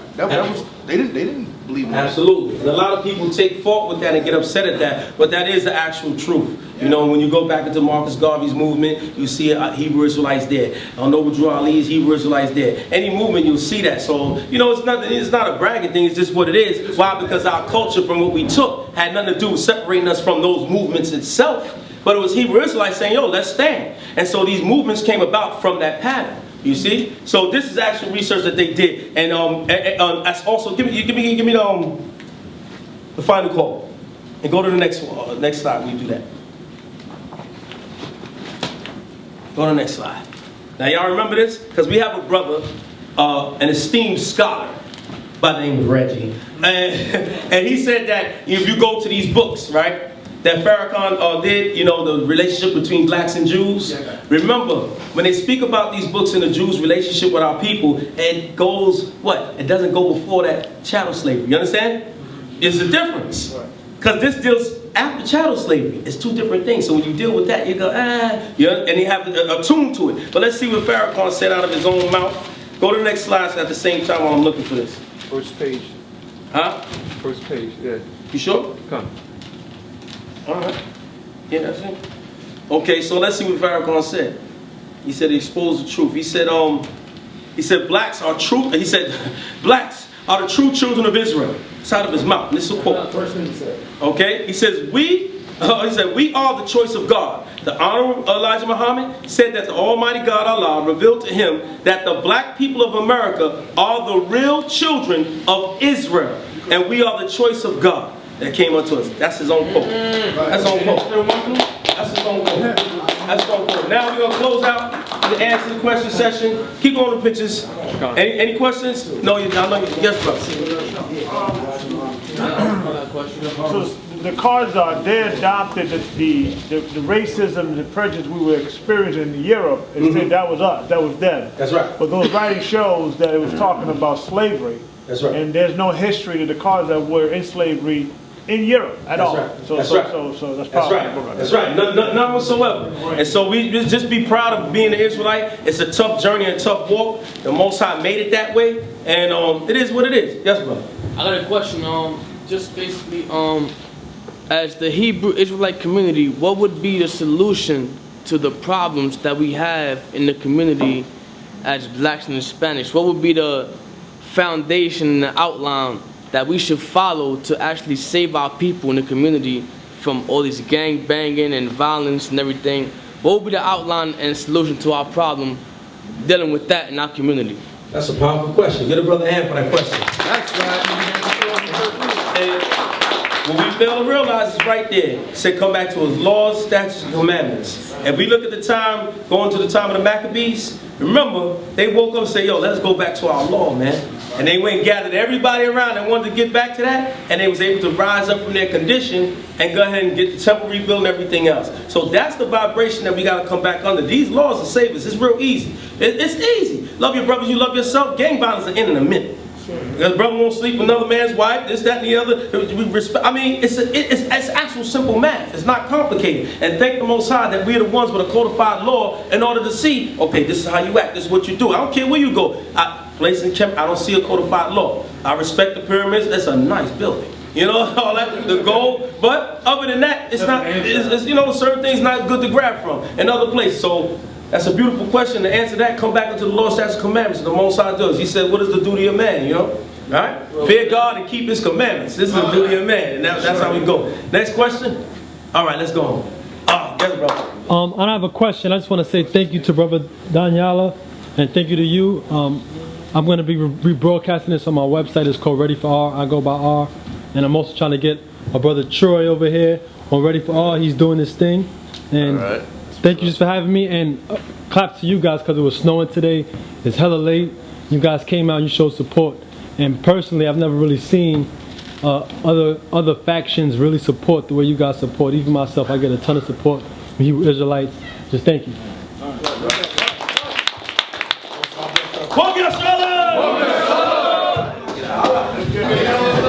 You ready for all, brother? I'm thinking about it, man. Hopefully in the future, sooner than later we could build, you know what I'm saying? Yes, sir. And, you know, collaborate and do what we got to do to uplift our people, you know what I'm Most saying? definitely. Behind the scenes or on the scenes is all real, good. man. Yes, sir.